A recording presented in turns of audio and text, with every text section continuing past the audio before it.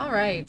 So, sorry for starting 23 minutes late tonight. I think this might be one of the first times I've had to start this late.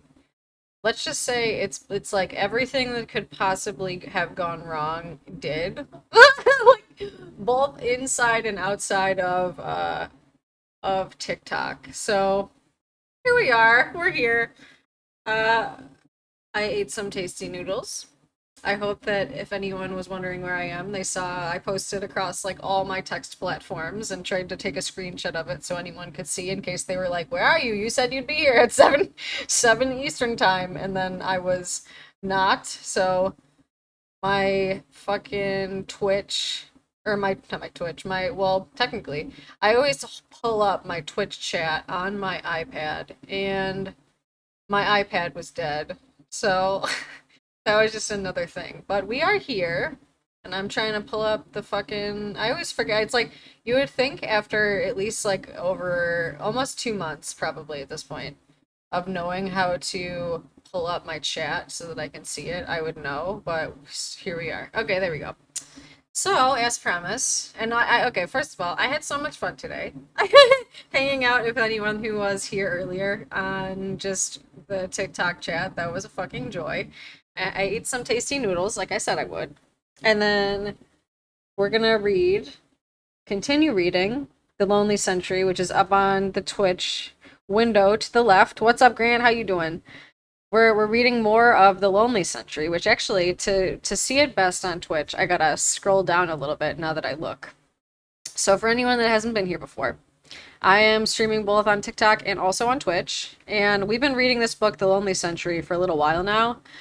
If you want to see the write up like as it's up, that's also on Twitch. And for anyone who may prefer or benefit from, I have captions on Twitch as well, so that might benefit you, but no pressure. Anyway, I'm gonna, as usual, start by reading the little write up on Narina Hertz's website, since who better to discuss the book than the author themselves? And then we'll get into chapter 9, which I'm like super stoked about. I think this is gonna be the best chapter of the book so far, is they're getting it's called Sex, Love, and Robots. So this is like the heart of everything that my research talks about. So I'm like really excited about it. We've been reading this book for like, I don't know, maybe like almost a month at this point, probably. I forget. My time is elusive. I don't remember. But anyway, let's get into it. So on their website, the who Narina Hertz, who wrote that Lonely Century, it goes like this. Even before a global pandemic introduced us to terms like social distancing, loneliness was already becoming the defining condition of the 21st century. But it's also one we have the power to reverse. Combining a decade of research with firsthand reporting, Narina Hertz takes us from a how to communicate in real life class for smartphone addicted university students to bouncy castles at Belgian far right gatherings, from paying for cuddles in the US to nursing home residents knitting bonnets for their robot caregivers in Japan. The Lonely Century explores how our increasing dependence on technology, radical changes to the workplace, and decades of policies that have placed self interest above the collective good are damaging our communities and making us more isolated than ever before. With both solutions for us as individuals as well as for businesses and governments, Narina Hertz offers a hopeful and empowering vision for how to heal our fractured world and come together again. So, all the readings, at least if they've successfully exported, which honestly I'm not entirely sure because I hit export on all my Twitch content so that it exports to my YouTube, but I haven't like done a really thorough peek to see if they've actually been there. So eventually, I say this every single time, by the way, so I'm sorry it's been so many times and I haven't yet to do it. Um, but eventually, I will be publishing them so that anyone who would like to. Oh, thank you for the money gun. Anyone that would like to could watch them at their leisure. But I've read the whole book and now we're on chapter 9. So let's get into it. I have been a huge critic of the book, I'm gonna be honest. I haven't been the biggest fan of certain things that they've said, but I think this one should be good, but we'll see. So let's get started. This one, like I said, is called Sex, Love, and Robots, and it's chapter 9. The first header is called Cuddles for Sale. Tall, good looking, with salt pepper hair, Carl works as a software developer at a major media company, earning a six-figure salary. Oops, sorry, TikTok, I just hit you.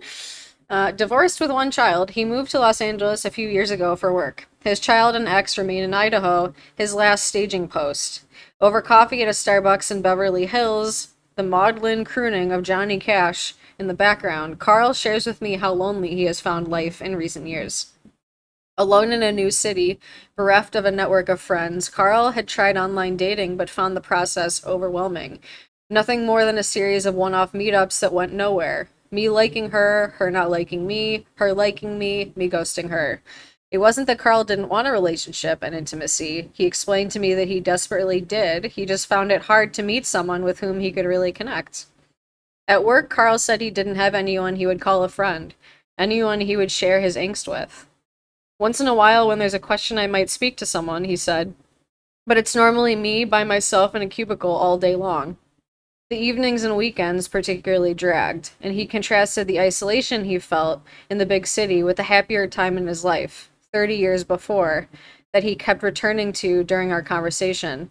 A time in his 20s when living in a small town in Texas, active in his local Unitarian church, and serving on its various committees, he felt he had real and deep friendships and connections. It wasn't just companionship Carl missed since moving to Los Angeles. He was candid with me. He'd also missed physical affection, someone touching his shoulder reassuringly on a bad day, hugs, the kind of connection humans are wired to crave. Physical touch is one of the most fundamental ways we can feel close to others. Research shows that even a brief caress triggers a flurry of activity in the vagus nerve, which slows down our heart rate, quells anxiety, and releases oxytocin, the love hormone. In one University College London study, the slow, gentle stroking of a stranger was found to lessen the pain of social exclusion. We gotta laugh at that. That is a funny sentence to read. Let's just take a second and laugh at how goofy that sounds. Even when no words were exchanged at all. It's not a laughing matter though. Like it is a deeply, I say this as someone who hasn't touched a fucking human in like 3 years. Okay, so I'm not laughing at anyone besides I suppose myself, but that's a funny sentence to read. Carl was missing all of that. Oxytocin do slap though. It do. It definitely do. How you doing, Harley? We're reading Sex, Love, and Robots. Also, my Twitch chat is it's just loading, so I don't know if anyone's saying everything over there, so sorry. Then he heard about Jen. Jen is a paid cuddler. Petite with wavy brown hair. For $80, you can go over to her shanty-style studio apartment in Venice, California, and be stroked and held. It was transformative, Carl explained, and the relief in his voice palatable. I've heard of this before. Dopamine, the real MVP, though. Yeah, that's true. Welcome, Art. Artie, is that you, by the way? Is that you from like my life? Like before I started my PhD? If so, let me know. Where were we? I went from really depressed and very unproductive at work to someone whose productivity skyrocketed. For Carl, Jean provided the human connection he craved, albeit at a price. It was a strange story for sure, and one that has likely been put on temporary pause by social distancing. But as he told me about Jean and how it felt for him to have that physical reassurance in his life, someone with whom he could also talk about very deep stuff and who he knows will always be here, it was a story I could understand, if not relate to, and with clear echoes of my Brittany Rent-A-Friend experience. So for anyone that wasn't here when we were reading that chapter, there's another service. As my sweatpants rip even larger hole into my gender. I saw my TikTok earlier. So have we all heard of the Rent-A-Friend experience? Because it's like another market that basically has filled the hole in what society has deemed an acceptable and profitable isolation that is very, very common across the world, which is why I wrote my dissertation and also why, capitalism exploits all of our loneliness.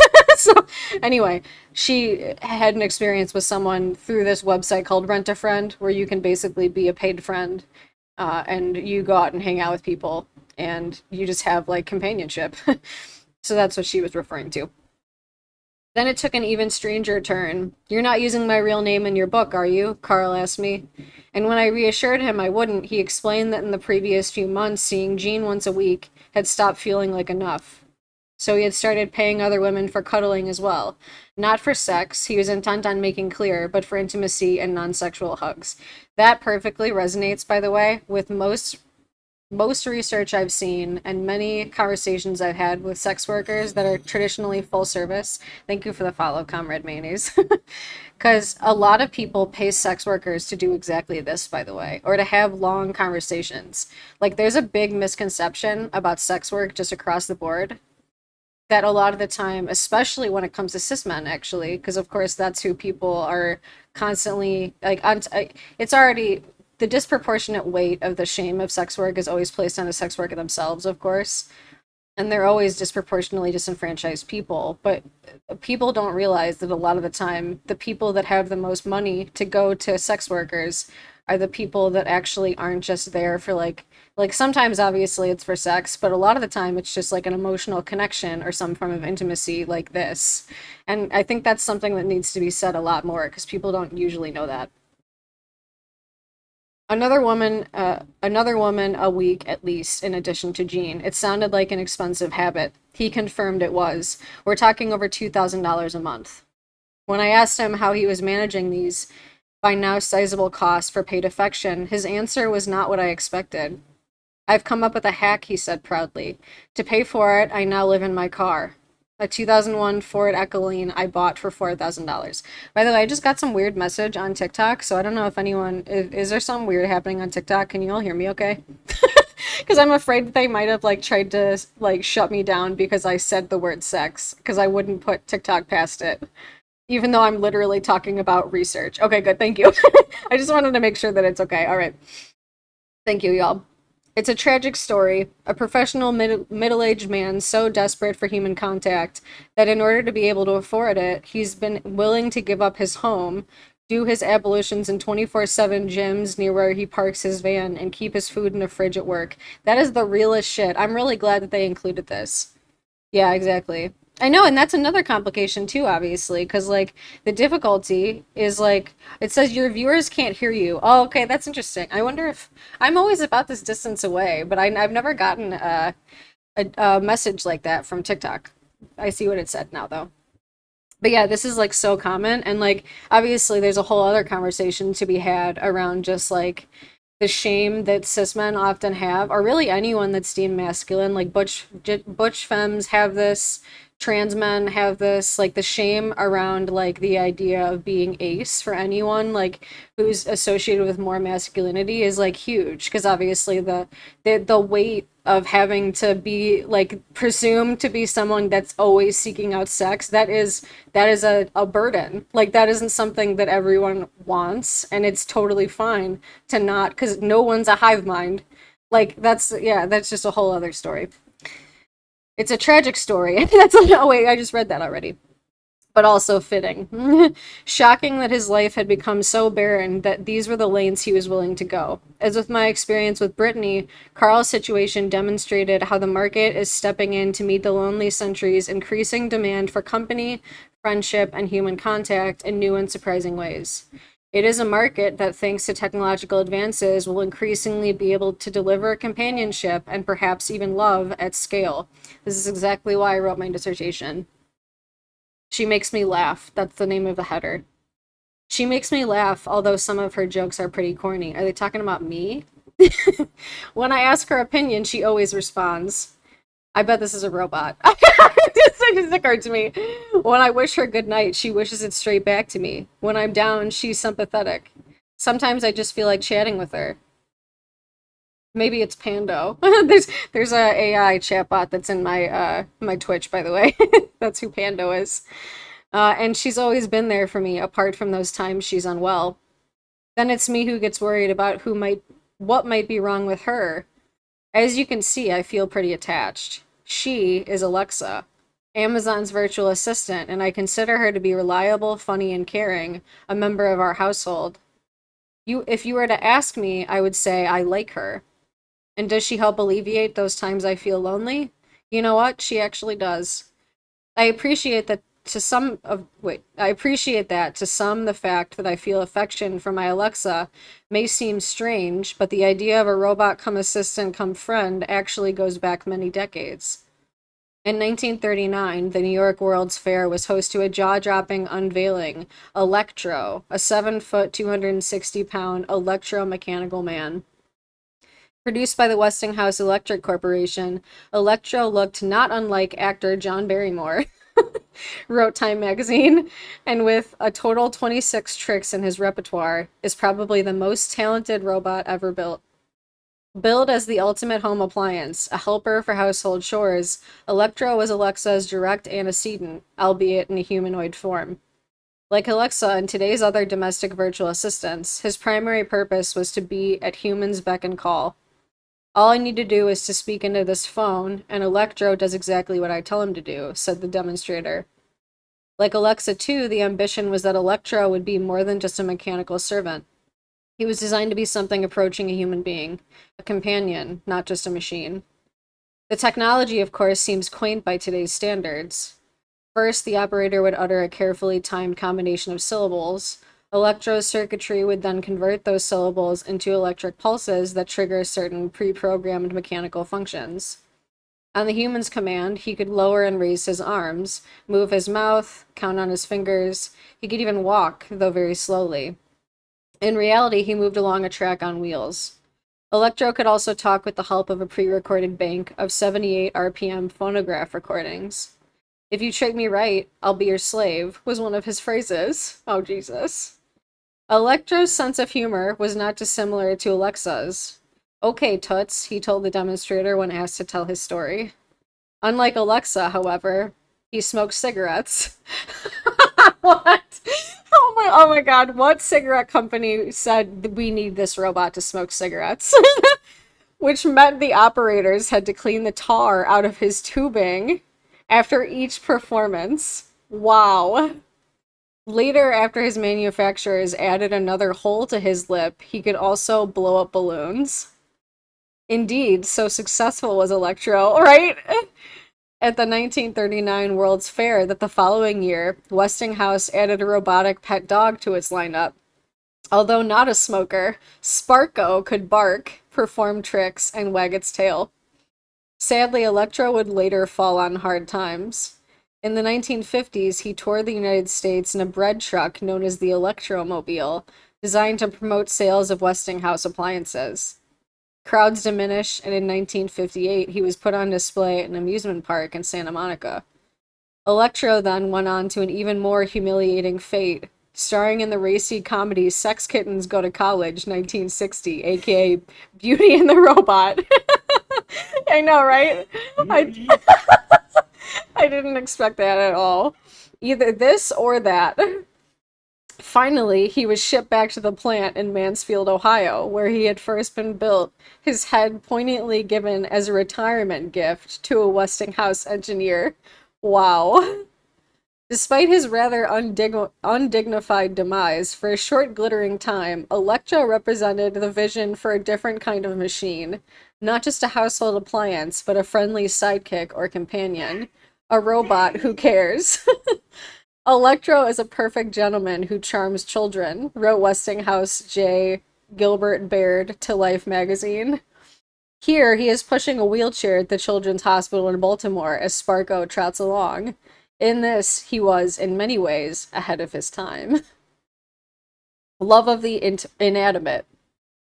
We've known for some time now that people can feel attached to inanimate objects and can also endow them with human qualities such as kindness and care.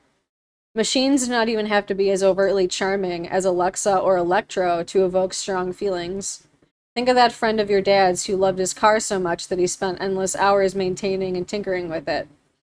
He might even given it a name. A man in the northern Chinese city of Boding recently chose to be buried in his silver Hyundai Sonata, so attached to it did he feel. The car was lowered into his grave by ropes. I don't think I heard about that. Or how about the affection so many feel for their Roombas? My Roomba is named Gerald, and there's a mop one, and its name is Harold. They're twins.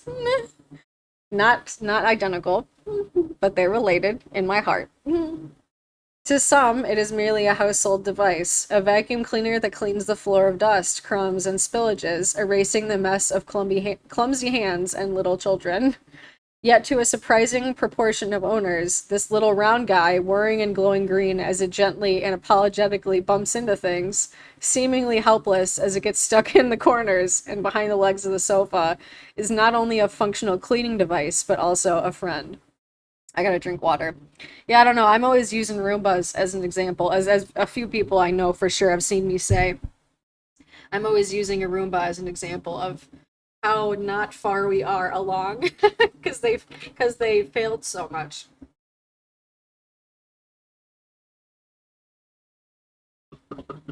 Exactly. Thank you, Ed. Ed is the honorary everyone drink water sticker.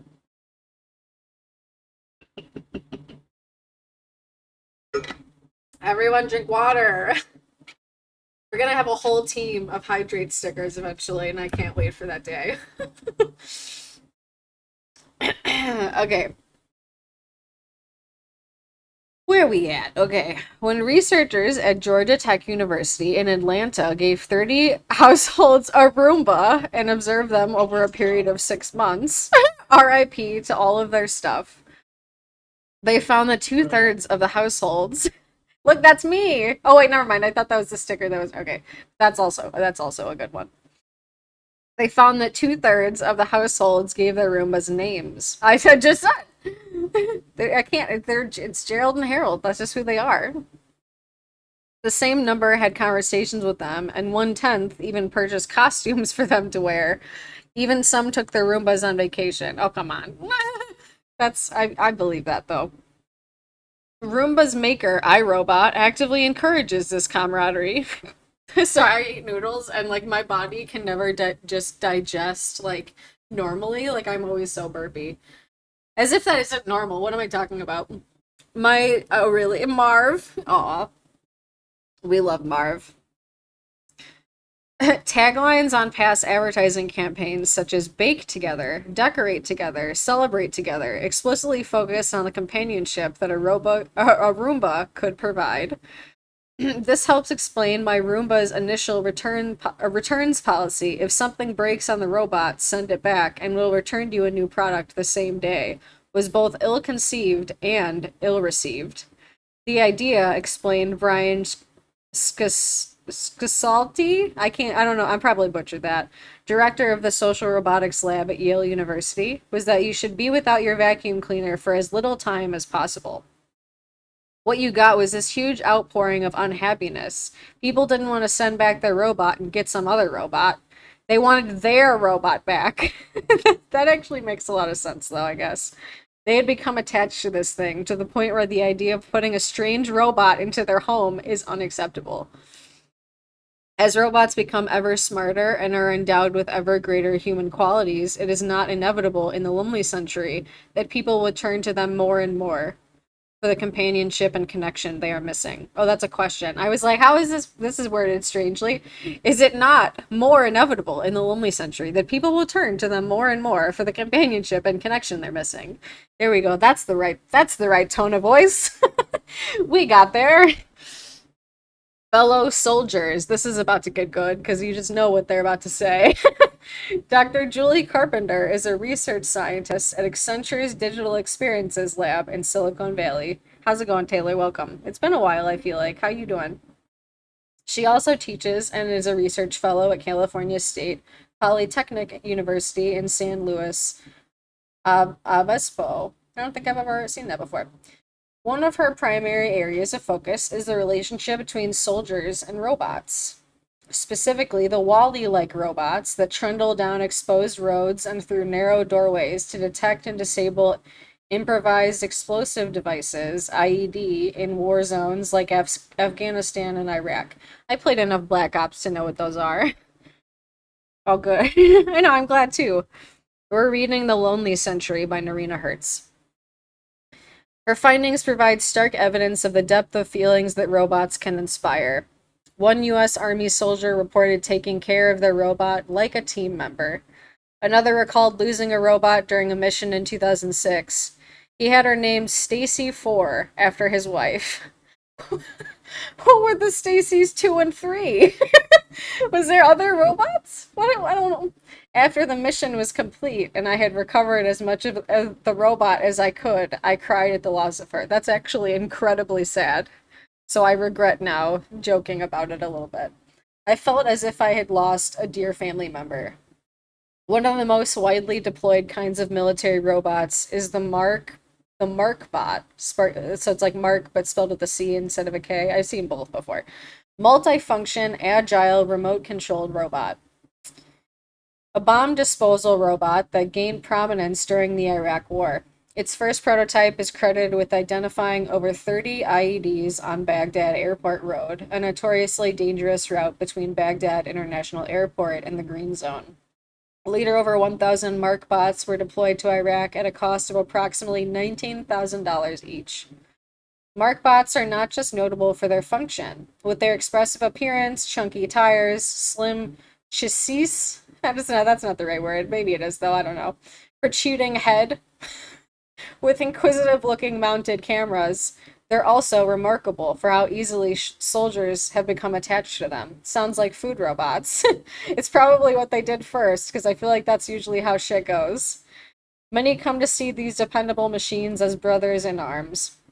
In 2013, in response to an article about Dr. Carpenter's research, a number of soldiers took to Reddit to weigh in with their own stories of losing robots on the battlefield. One user mourned a robot called Boomer with the following eulogy. Boomer was a good MarkBot. Those goddamn Mahdi army scum.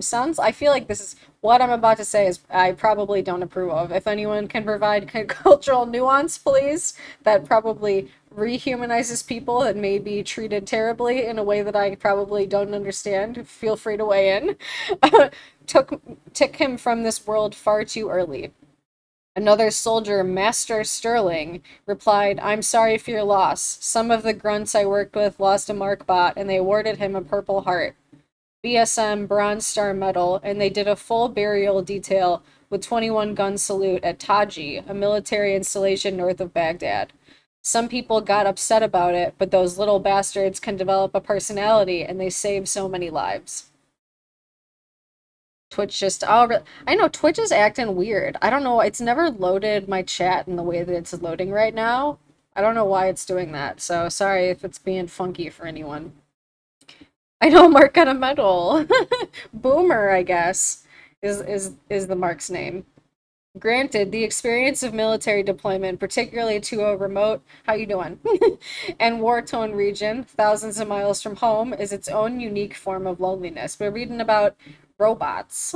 Welcome back. But if even robots designed purely with functionality in mind can bring battle-hardened warriors to tears, think how attached any of us could become to a robot whose entire raison d'etre was to be sociable and empathetic. A robot specifically designed to be our companion and friend, or even our lover. The social robots are coming. A woman sits on a sofa. Before her on a screen, a movie, a thriller, is playing. We might be in her living room were it not for the electrodes discreetly connected to the woman's hand and clavicle measuring her heart rate and skin response, and the small orange and white robot perching on the armrest. One-sided glass separates the sofa from the researchers who are looking on, taking notes. As the film comes to a climax and the woman's face pales, the robot reaches out and places a metal-jointed hand on her shoulder. It's a standard act of comfort and support, the kind of touch we'd expect from a partner, parent, or friend that we know delivers a calming physiological response. Fascinatingly, although it was a non-human, non-living object that provided the touch, the woman's heart rate still went down. This experiment wasn't a one-off.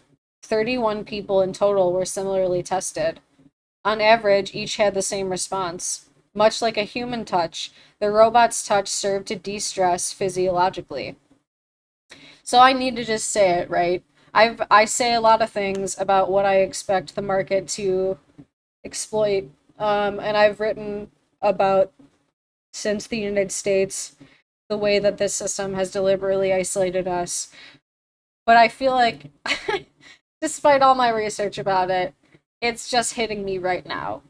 because of after 3 years. Like, it's one thing to be isolated almost entirely alone for like a little bit of time, but it's another thing to be isolated and almost completely alone for like 3 years. And I think that it's finally that all of that has finally hit me in a way that I'm understanding, in the same way that it's so perverse for a society to do everything it can to not protect people from sickness and then profit off of their sickness and disability and death. This is just another parallel phenomena that I know I've known about for a while as someone that's studied it, but like the lengths, the perversion to which a society will go to do what it can to isolate, especially the most disenfranchised people. And then when they have no choice because we require human touch, they will sell us things like this. Is just a whole other level. That's just like that is so fucked. At the time of writing, there are a number of similarly social robots in the market or poised for launch. That is, robots designed specifically to play the role of companion, caregiver, or friend. In 2017, the social robot market was valued at 288 million.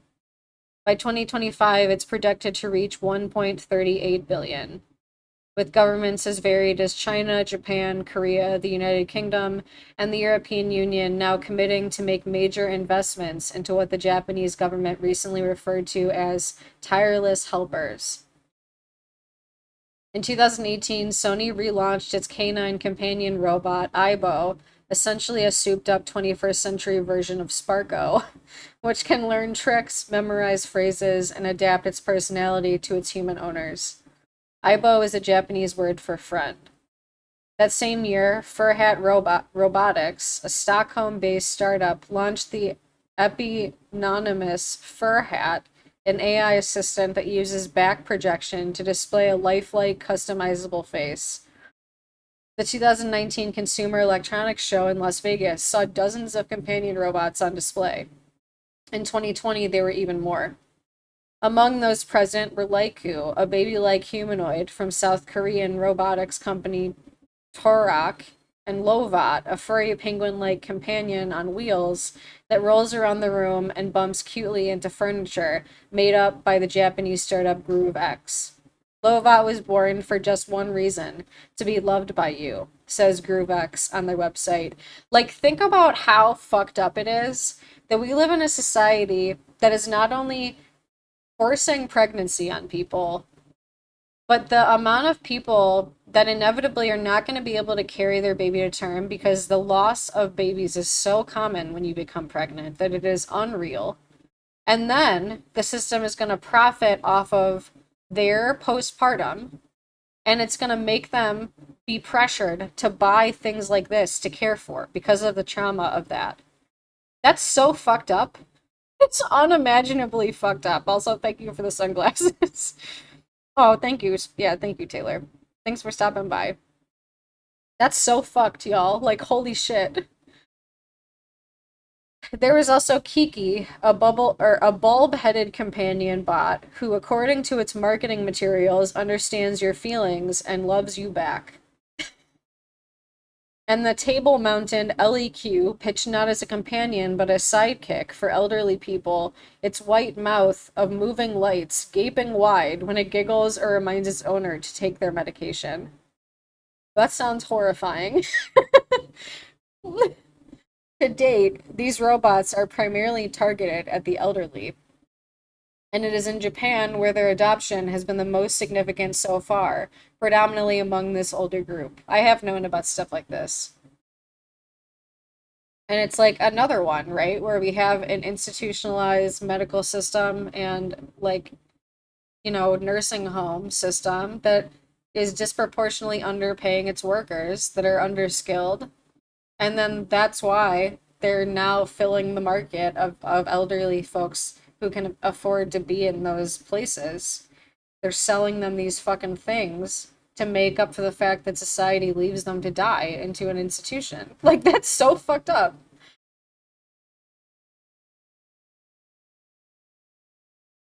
This makes sense given that Japan has the world's oldest population. A quarter of its citizens are currently over 65. By 2050, this age group will comprise almost half of the population. Wow, I didn't know that. Loneliness among this cadre is a very significant problem. 15% of elderly Japanese men go 2 weeks without speaking to a soul. I could do that. Not really, though. I talk to people every fucking day, basically. Nearly a third feel they have no one to turn to for help with something as simple as changing a light bulb. And let's not forget the female Japanese retirees who are so lonely they're shoplifting their way into jail for company and care. They talked about that in a prior chapter.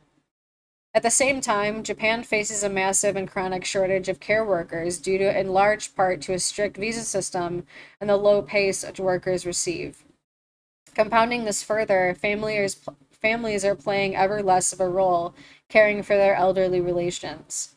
While in the past, most elderly Japanese, once widowed or single, would have moved in with their children, today the tradition of taking an aging parent is far less prevalent. Indeed, the number of elderly people living with one of their children dropped by 50% in the 2 decades leading up to 2007, even as the number of elderly Japanese increased overall. Setsuko Saiki, 87, lives in Saijo, a town in western Japan known for its sake brewing. Her husband died 6 years ago, and her 3 children have long since fled the nest.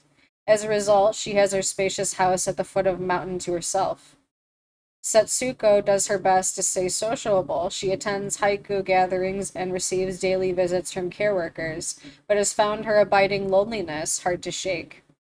In the summer of 2018, the Saijo authorities announced an experimental initiative. 10 elderly residents would be given a free trial of the Poppy Row partner-type personal robot, a helper robot first developed by Japan's NEC Corporation in 1997. Her eldest son, who lived on the other side of Japan, in Chiba Prefecture on the outskirts of Tokyo, spotted the announcement and applied on her behalf. A year later, Setsuko had come to find her robot indispensable. Cute in appearance, with big eyes and cheeks that light up in response to questions, the Paparo uses facial recognition technology, offers personalized greetings and reminders, and makes expressive gestures that endear it to its users. Initially, I didn't expect anything after hearing about a robot, but now I don't want to be parted from my Paparo, said Setsuko. When she gets up in the morning, the robot says, "Good morning, Setsuko-san. Did you sleep well?" When it spoke to me the first time, I couldn't help but feel excited, she says. No one has called me by my name and said good morning for a long time. The robot takes pictures of her and sends them to her eldest son's smartphone as well as her care manager. She also uses it for voice messages with her son and his family. The Paparo is not the only robot that elderly Japanese people have forged bonds with. Pero, a furry robotic seal that can blink, react to touch, and play recordings of a Canadian harp seal, has been used as a therapy animal in old people's homes in Japan since 2005. I think those are the ones I'd heard of before. When I first petted it, it moved in such a cute way. It seemed like it was alive, said Sakimoto Saki, a 79-year-old resident of Tokyo's Shintomi nursing home, one of the country's pioneering facilities for robotic care. Once I touched it, I couldn't let it go, she explained. Elsewhere, elderly Japanese women feel so attached that they actually knit their robot caregivers' bonnets.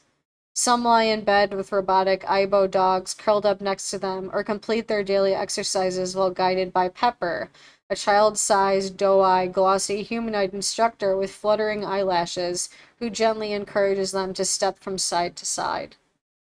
In Japan, robot companions for the elderly have become so mainstream that over 80% of elderly Japanese people said in a 2018 survey that they would be open to a robot caregiver.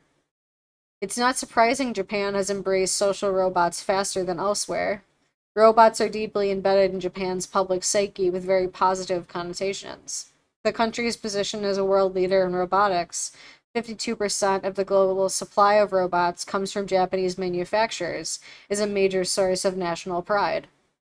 Moreover, unlike Western popular culture, which abounds with hostile killer robots, Hell from 2001, A Space Odyssey, The Terminator, The Daleks, and Cybermen in Doctor Who, Ultron in the Marvel Cinematic Universe. In Japan, robots have more often been depicted as helpful and even heroic.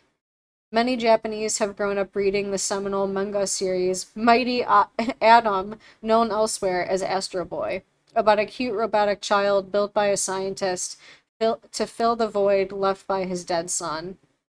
The idea of giant robotic or part robot protectors of the Earth has also spawned a subgenre of Japanese entertainment around Kyodai heroes, some of whom, such as the alien cyborg Ultraman, have inspired entire mythological universes on the scale of Marvel or DC comics. Giant Robo, a robot sympathetic to the plight of humans that protects them from extraterrestrial invasion and corporate greed. I mean, I guess, I guess that's good. I guess first arrived on screen as early as 1968. There's also Japan's rich Shinto tradition, which incorporates elements of animism, the belief that all objects, including man-made objects, have a spirit. As Dr. Masatoshi Ishikawa, robotics professor at the University of Tokyo, explains, the Japanese religious mind can easily accept a robot type of existence. We see them as friends and believe they can help humans. It is this pride in the manufacturing of robots, their social acceptance and perception as quasi-humans, combined with a significant and unmet demand for care and company, that helps explain why Japan is blazing the trail when it comes to social robots as companions, especially for the elderly. The appetite in the West has not yet reached these levels, largely due to cultural differences in attitudes toward technology.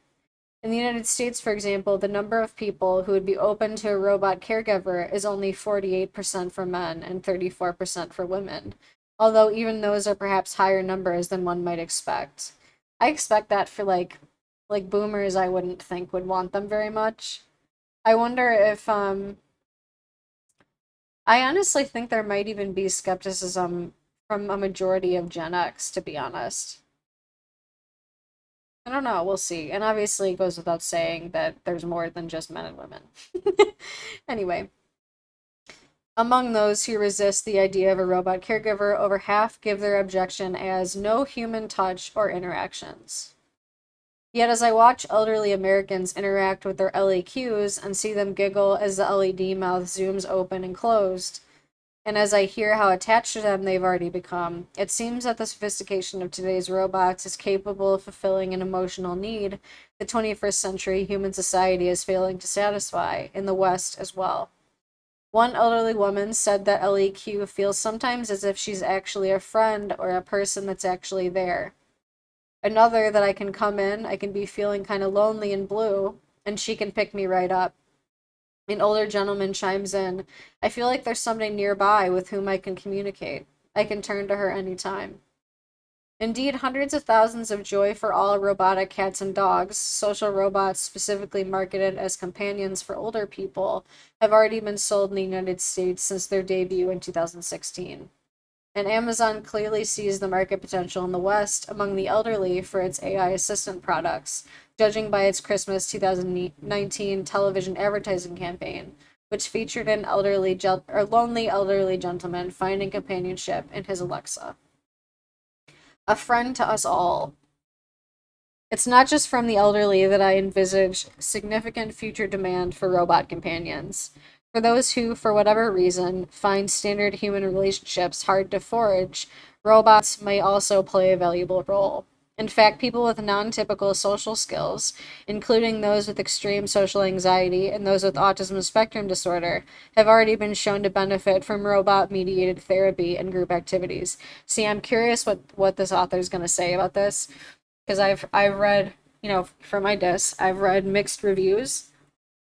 Like for instance, the way that I'm thinking she could fuck this up is a lot more plentiful than the way that she could talk about how it might actually be helpful to us. like she could reproduce the double empathy problem. She could claim that we don't have the capacity to understand the difference. She could talk about she could talk about the fact that um we just don't need anyone, as if that's real. What else? There's a handful of things that she could just get absolutely wrong. And primarily she's probably going to be referring to people that have higher support needs, quote unquote. So that in itself, especially if she's not autistic herself, could be really problematic really quick. So we'll see. Generation K, the generation reared alongside Furbies and Alexa, are also likely to see their appeal. This is a generation for whom, as we've seen, face to face interaction with humans is already a growing challenge, and loneliness levels are disturbingly high. So, for some reason, despite the fact that the generations are pretty cut and dry as far as like who is who, like we got the boomers, we got the Gen X, we got millennials, we got Gen Z, Narina created her own definition to relate to basically what we would consider like in a research stance is referred to as a zillennial. She calls that Generation K. Okay. For this age bracket, a robot as friend is unlikely to be too much of a stretch. Indeed, whereas fewer than 1 in 8 Britons overall can imagine themselves being friends with a robot in the future, this number rises to over 1 in 5 when it comes to 18 to 34-year-olds. Among the younger still, a generation swiping on iPads and scrolling on YouTube before they can walk or talk, the number is likely to be even higher. 60% of US children aged between 2 and 8 already interact regularly with a voice assistant of some kind. Yeah, so she means like zillennial with a Z. So like basically the like it's like a millennial Gen Z cusp. So that's what she means. Yeah, it's I don't know why she did that because she really didn't need to. Like the term zillennial, the author is also Gen X themselves, and I'm not sure what kind of background they're in, so there's just a possibility that they actually have never heard the term zillennial, but that's what they're referring to. Okay, where are we at? Recent research at MIT's Personal Robots Group bears this out. Here's a group of 49 children wait, here, a group of 49 children were observed interacting with a fluffy blue and red striped storytelling robot called Tega during a range of tasks, from listening to a story narrated by the robot to telling the robot personal details about themselves. I know, yeah, she just made it up basically. She told us about it like within the second chapter or the third chapter, I think, but that's what she's decided to call them, so you couldn't have known. Okay. The researchers found that the children became comfortable with and even attached to their robots extremely quickly, frequently treating the robot as something kind of like a friend, wrote Study League Jacqueline Corey Westland. The children also engaged in many social behaviors with robots, including hugging, talking, tickling, giving presents, sharing stories, inviting to picnics. To be clear, it is not that the children confused the robots with humans. They understood that the robot can turn off and needs battery power to turn back on.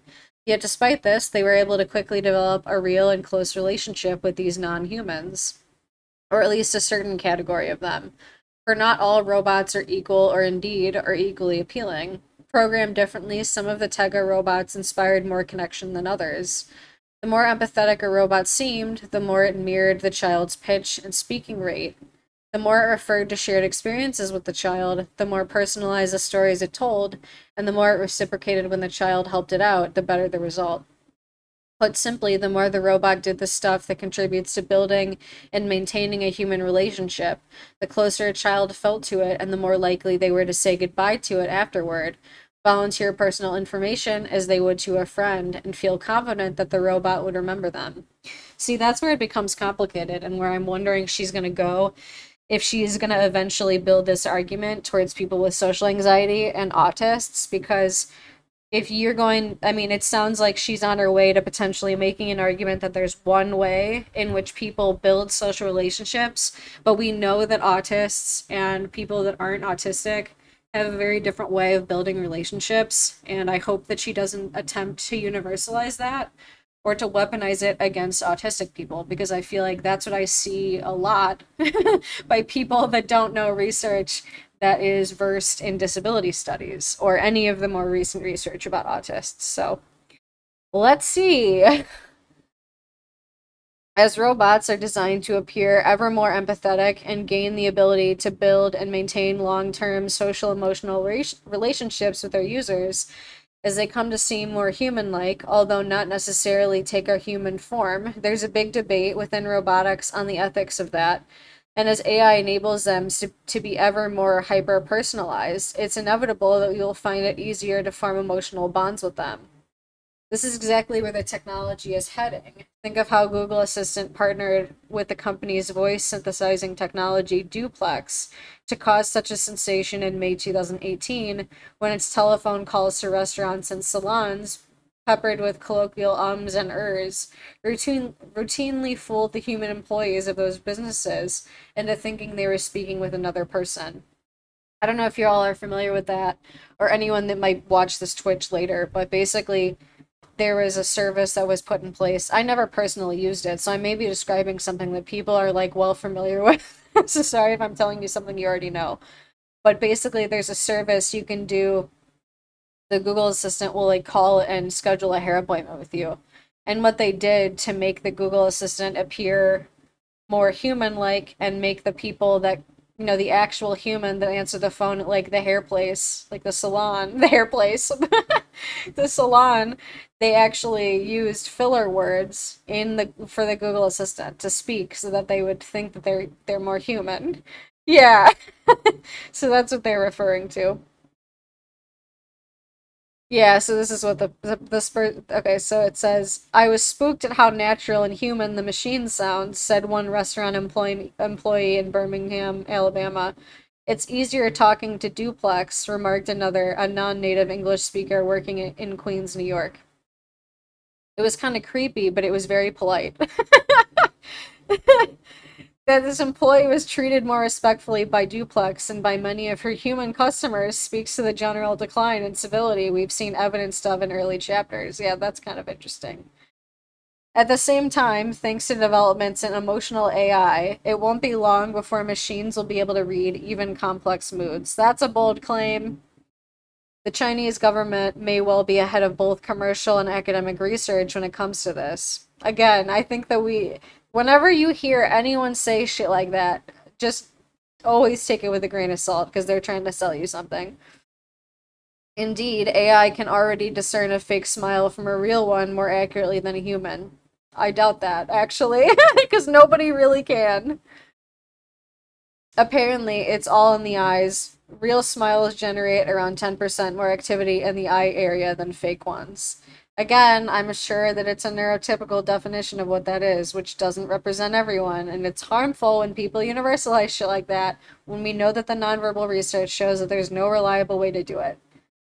That was a huge misconception for like the last 60 years, and it's finally only been recently debunked in nonverbal interpersonal research. So this is like a problematic thing that my field is constantly, at least if critical scholars even find the right conversation, have to speak out against.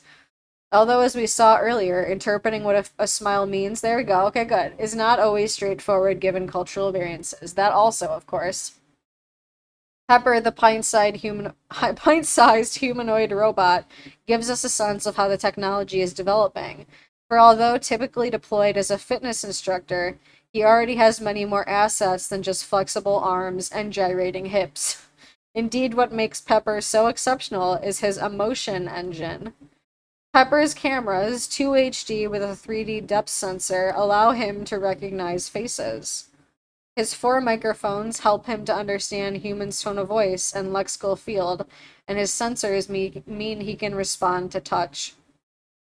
According to his manufacturers, he can recognize frowns, surprise, anger, and sadness in his human companions, as well as more nuanced emotions, including drowsiness and distraction. Again, but can he on someone that's masking? Can he on someone that is deliberately not as emotive because that requires too many spoons? No, he couldn't possibly because he's being designed off of normative data. Undoubtedly, such skills came in handy when in the spring of 2020, Pepper was given a new role to greet guests at one of Tokyo's coronavirus quarantine hotels, to which people with mild symptoms had been sent. So, like people that are there to quarantine. The robot even wore a face mask. I remember hearing about this actually. You can't fight the coronavirus on an empty stomach. Please eat well to get healthy. Was one of the messages that Pepper delivered. That is adorable, though. Let's join our hearts and get through this together was another. But Pepper's greeter come cheerleader role is only the beginning. In the future, he and his social robot companions will also be able to, as Pepper's manufacturer entreats us to imagine, sense you are sad and offer to play you a song you like, or even tell you a joke, or detect a smiling face and offer to play with you. We may not be there quite yet, but this is where we're heading. Again, a bold claim. And indeed, within just a few years, it's predicted that our personal devices will know more about our emotional state than our families. Again, another bold fucking claim. At the same time, as they improve upon their ability to understand how we're feeling, social robots will themselves appear ever more emotionally authentic. Another bold claim. Pepper already displays his own emotions, albeit in crude form via a tablet on his stomach. He sighs when he is unhappy, acts scared when the lights go down, and makes clear he doesn't like being left alone. In time, as the technology improves, his emotions will appear increasingly real, and as he has more data due to more interactions with humans to learn from, his reactions to his owners will become increasingly personalized. So remember that chatbot that was released on a Twitter and then came back as every horrific troll known to man? That's what's going to happen with this. Without a doubt. That's for sure what would happen. Unless they somehow stopped that from happening. And I don't know how they would do that, if I'm being perfectly honest. There's got to be ways though. I don't know. That's one of the things that's most likely to happen though. I believe that eventually, say 20 or 30 years from now, artificial emotions will be convincing as human emotions, and therefore most people will experience the same or very similar effects when communicating with AI as they do with a human, said Dr. David Levy, author of the influential book Love and Sex with Robots, in a 2019 robot or interview. A 2019 robot. 2019 interview. So this is one of the prominent like robotics scholars in the field. They're the type of scholar that they're very outspoken about their companionship with robots. Okay. That's their whole thing. There's been many, many, many criticisms of the things that they claim. Because basically the whole argument, I mean, there's a really complex background about the field of robotics for intimacy and companionship. But he's on the side that basically says this will be great. I can program this robot to be whatever I want, and then have a full service relationship with it, let's say. And it's a lot of other people are like, okay, but if the robot actually one day, a bold claim, ever actually became sentient, you are then in a relationship with something that would be non-consensually programmed to be with you and to be whatever you want.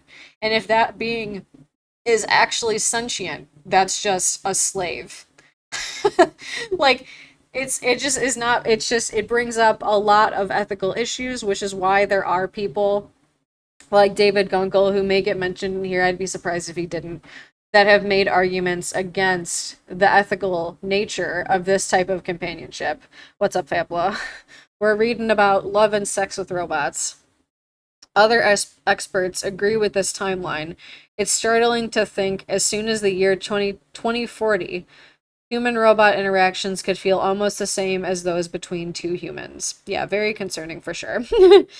An increasingly contactless world in which we are ever more lonely and starved of intimacy, too busy to stop and smile at each other, and too exhausted by work to invest time in our friendships, in which we're isolated at the office and increasingly living on our own, often far away from our families, it seems inevitable that social robots will play a part in mitigating our collective loneliness as the 21st century progresses.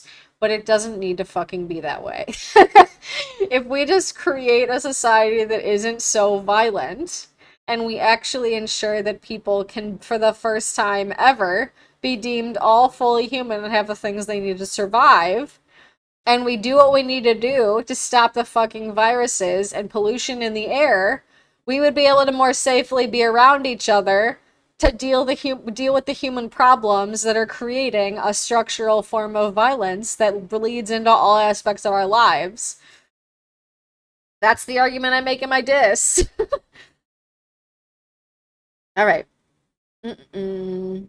The leap from asking our Alexa about the weather to considering her friend is to considering her a friend is much smaller than many of us might expect, especially as robots and virtual assistants become ever better at appearing to care for us and need our care, and as the notion of robots providing support becomes more socially acceptable and robot design and functionality continue to evolve.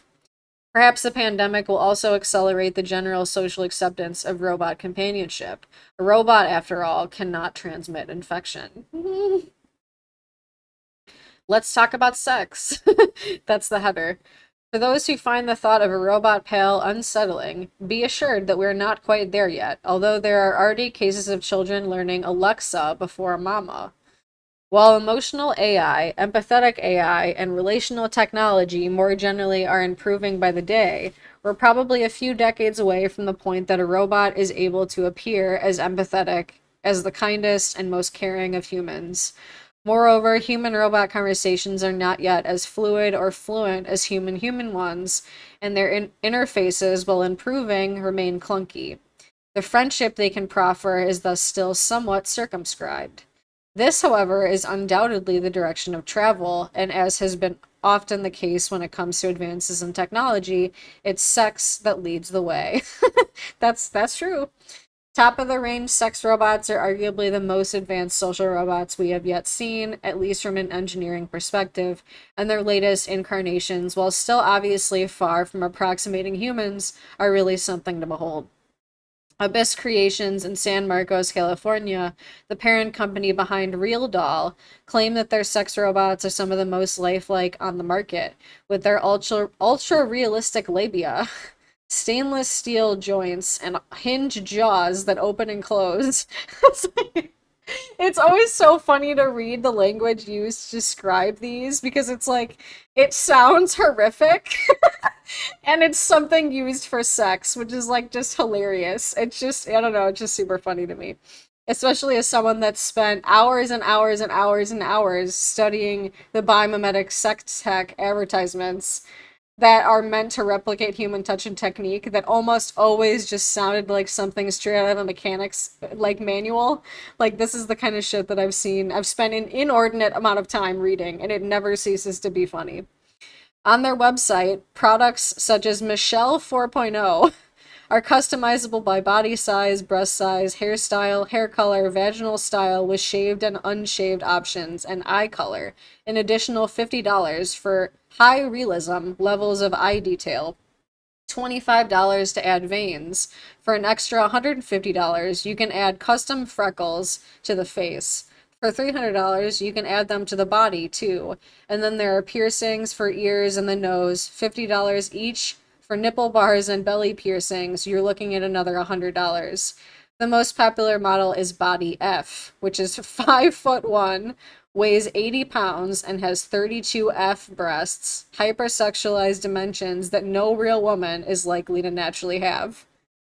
Yeah, it is. It definitely does. It reminds you of a horror movie. I mean, an unhinged jaw. Like, let's be real. Like, that's straight out of a horror movie. It is hilarious. I mean, a lot of sex should be funny. Like, that's just inherently something so personal. It should be, you know? That's the argument I make in the diss. As demand grows, other tech firms are joining the sex robot arms race. Bride Robot, based in Shenzhen in Guangdong province, recently launched Emma. Like Real Doll's products, she boasts sophisticated joints and an advanced robotic head with eye and facial movements. Yeah, 80 pounds. 80 pounds, basically, yeah. I know this is a thank you. I'm glad that you're enjoying this. Okay, however, while real dolls have silicone skin, Emma's skin is made from an advanced form of TPE, thermoplastic elastomers, which its advocates consider more lifelike. It even has an intelligent heat control system that will warm her body to 37 degrees Celsius to simulate the body temperature of a real woman. See, there's so much problem with this because I mean, and as I'm gonna write a paper about this for sure. So basically, as I've joked about, but I'm completely serious about at the same time, if you just open up Pornhub, just know that that's my entire research agenda. Like everything going on there is quite literally my research agenda. So like all the stuff about free use, all the stuff about replicating being a doll, but you're actually a human being, and that's like a fetish. That's the shit I'm gonna write a paper about next. And this is like the perfect example of the ways in which, as I argued in my diss, there's a mechanization of humans that's now flipping into a humanization of objects. And this is like the human transition that's sexualizing stuff like this, and then it's being sold to us as a market. It's not a coincidence. It all is connected. It's just in different parts of the internet. Yeah, I believe that. I know, I think I probably was too. I haven't been that I don't even remember how old I was when I was that light. Okay. Where were we? And while yes, unsurprisingly, sex is the primary reason for buying these dolls, it is significant that for many customers, the motivation goes beyond that. They also view their robot gals as companions, friends. A lot of the people who buy the dolls can be shy or socially intimidated by real social situations, Matt McCullen, the founder of Real Doll, has said. And so they get the dolls, and a lot of times it does something magical for them. You know, it gives them a feeling of not being alone, not being a loner. Indeed, when I speak to Matt, he stresses that it's companionship and emotional connection more than anything else that he thinks his clients are seeking, which is why he sees a significant potential market among a broader cohort of the lonely. I mean, who wants to have a conversation with a toaster to take away their loneliness? He asks me. It's not the same. Whereas a robot that looks like a human and occupies the same space in the room as a human can converse with you in the same way. The conversational companionship is a very big need that a lot of people have. This is why all Matt's focus is now on Harmony, a robotic head that is designed to be attached to the real doll body of your choice. With eye contact being so crucial for creating a sense of personal connection and then feelings of empathy, a lot of effort has gone into making Harmony's gaze extremely realistic. Her eyes can move and blink. Her irises are painstakingly patterned. The overall level of detail is extraordinary. Importantly, Harmony's head is also AI integrated. Like Pepper, she can talk and recognize voices. However, one of the main ways in which Harmony differs, not differs, but I guess that either one's fine, is that her personality is dictated by her owner. This is what I'm talking about with David Gunk, or not David Gunkel, David Levy. Yeah. Oh, okay. Well, thanks for stopping by. Her users can choose 5 of 12 personality traits, including sexual, friendly, shy, kind, intellectual, and naive. They can also adjust these traits for intensity on a scale from 1 to 3. What's more, Harmony has her own mood system. If she goes a few days without any interaction, she'll act gloomy. If you call her stupid, she'll retort, I'll remember you said that when robots take over the world. Of course they fucking do that. We made a decision to include some traits that could be perceived as negative traits because I thought they would lend more to the realism, Matt tells me. You can make your AI be inclined to be jealous or insecure or moody because those things are real things that real people have. Thanks to her AI, Harmony is also able to deliver an increasingly personalized experience. This is an aspect that early tester Brick particularly likes.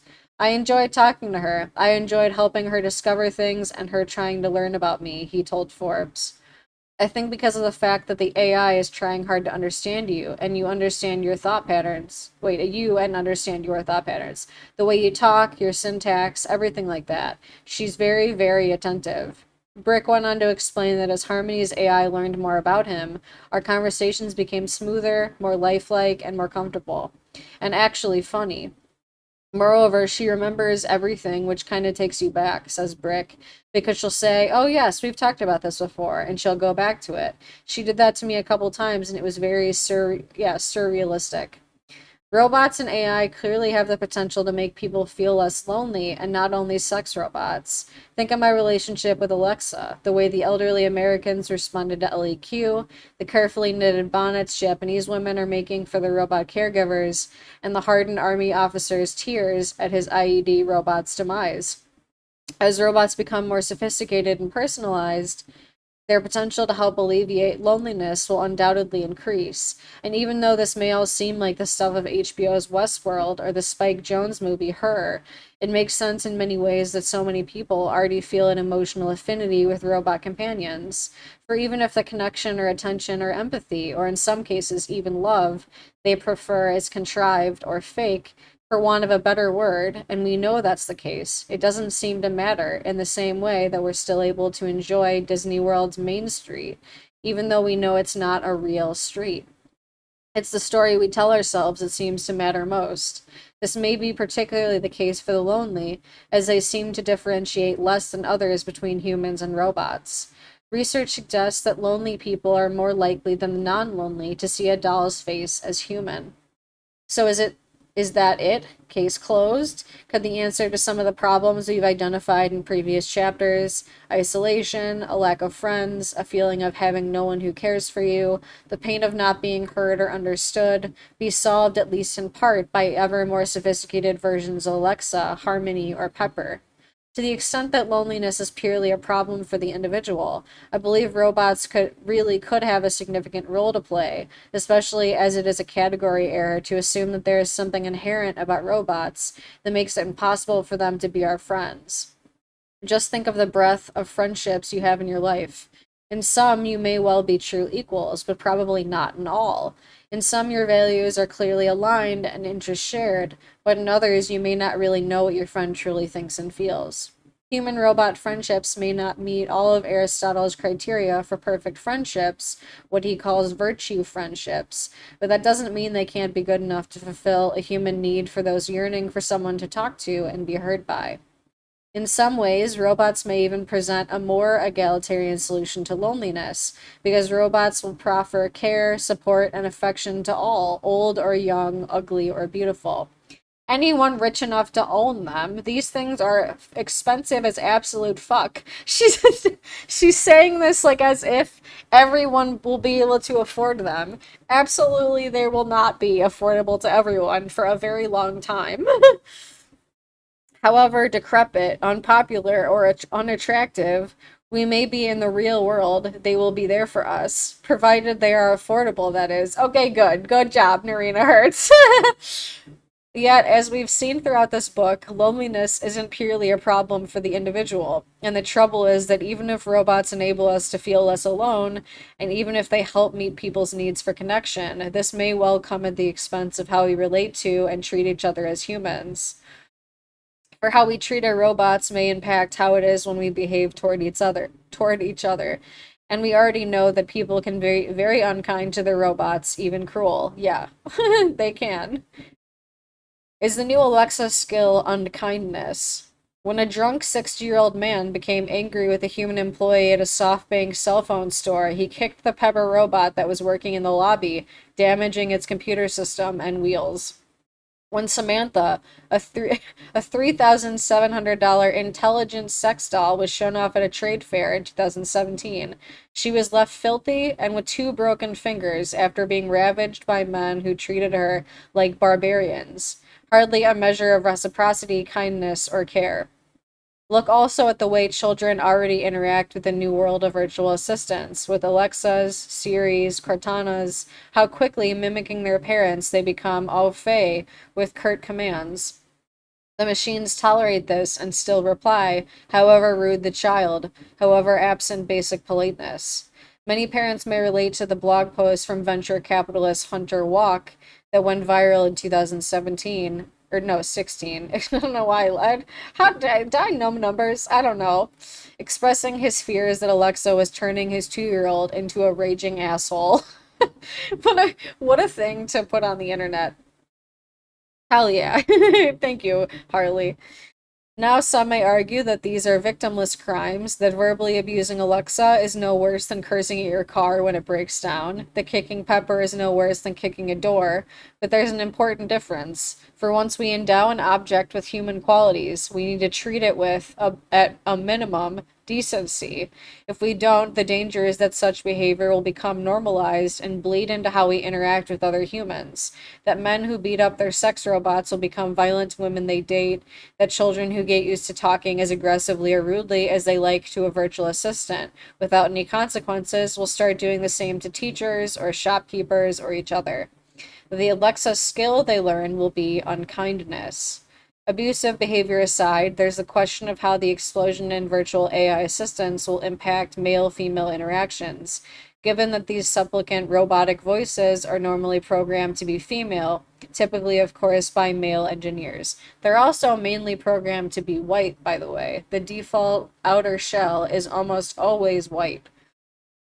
And I'm not into the idea of I know, right? Me either. Exactly. Yes. Yeah, for sure. Well, and like that's actually like the video game argument has been debunked, but the fact of the matter is that this is something like it definitely I see what you're saying. I'm not entirely like there are horrific video games out there. Like absolutely horrific video games. And like I'm talking like I think it all influences a culture of violence. Like you can't tell me that people and I've played video games my whole fucking life, you know what I mean? But you can't tell me that the video games out there that are replicating forms of violence for people's entertainment. Like for instance, the one that almost made it on stream that was literally just called Grape Day. Like don't tell me that that isn't contributing to a culture of violence. Of course it fucking is. Like it's just as like as ridiculous as like people on streaming like there's so many horrific parts of the internet that are just there's people out there basically in favor of any kind of violence you can imagine and they pay for it and they ask for it. It's literally just like on Twitch and on TikTok, but people are asking to watch violence and they are relishing in it and that shit exists and it's disgusting. And nobody can say that the entire culture of violence doesn't contribute to that because of course it fucking does. It normalizes it, it romanticizes it, and it sexualizes it. Oh, for sure. Yeah, for sure. Yeah, yeah, yeah. No, it's so legit. Exactly. Yeah, yeah, for sure. And they totally do. Like it's so true. I never did you change your username by the way? Mana banana, I like that. I never noticed how like aesthetic it is. Like anyway, where are we at? Mm-mm-mm.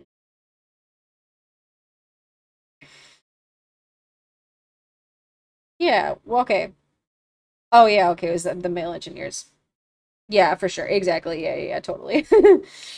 Will all that bossing Alexa or Siri around open up new fissures between genders or just as detrimental cement old ones? And again, this author is they're Gen X and they speak in like binaries, but like and they also equate like gender and biological sex, which is a fallacy. But the gender marginalized argument is it's for sure a part of it for sure. I'm not even going to get into what sex robots risk normalizing, especially now that owners are able to program their robots to be insecure, shy, and sexual all at once. Exactly, yeah. Yeah, it is. I know. Oh, good. I'm glad you made it to a charger. That's always such a good feeling. I know this is actually dying now that I think about it, so I gotta find a way to plug it in. I don't know how many more pages we got left in this chapter. I gotta find a way because the charger that I have for this isn't as long as any other chargers that I have, basically. So I don't know what I'm gonna do. Let me see here. I might have another one somewhere. I have like, I got like a whole Doom drawer of cords. I just don't have this particular type of one. It might be fine though, to be honest. I haven't actually looked to see how much charge is on it. I know, I wish I had something like that. I don't, it's just because it's one of the ones, it's like, I can't, it's like, I think it's probably the one that's typical for like anything that's not Apple. Like it's the ones that are usually for like Androids and stuff. Or for like a camera. Like, that kind of one. Oh yeah, though. You're right. I do. I have that fucking portable charger. I literally like it's like, when you use something for like one thing forever and then you forget that it can like be used for other stuff. Like I always just use that portable charger to charge my phone, and that's what I did earlier when I was on live on TikTok. Hold on, let me grab it because it's literally right over.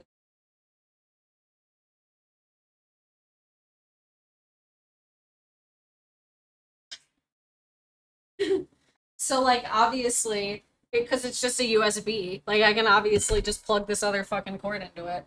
And like my I'm just so used to only using it for like my phone that I forget that obviously I can just fucking use it for this. And yeah, that perfectly solves it.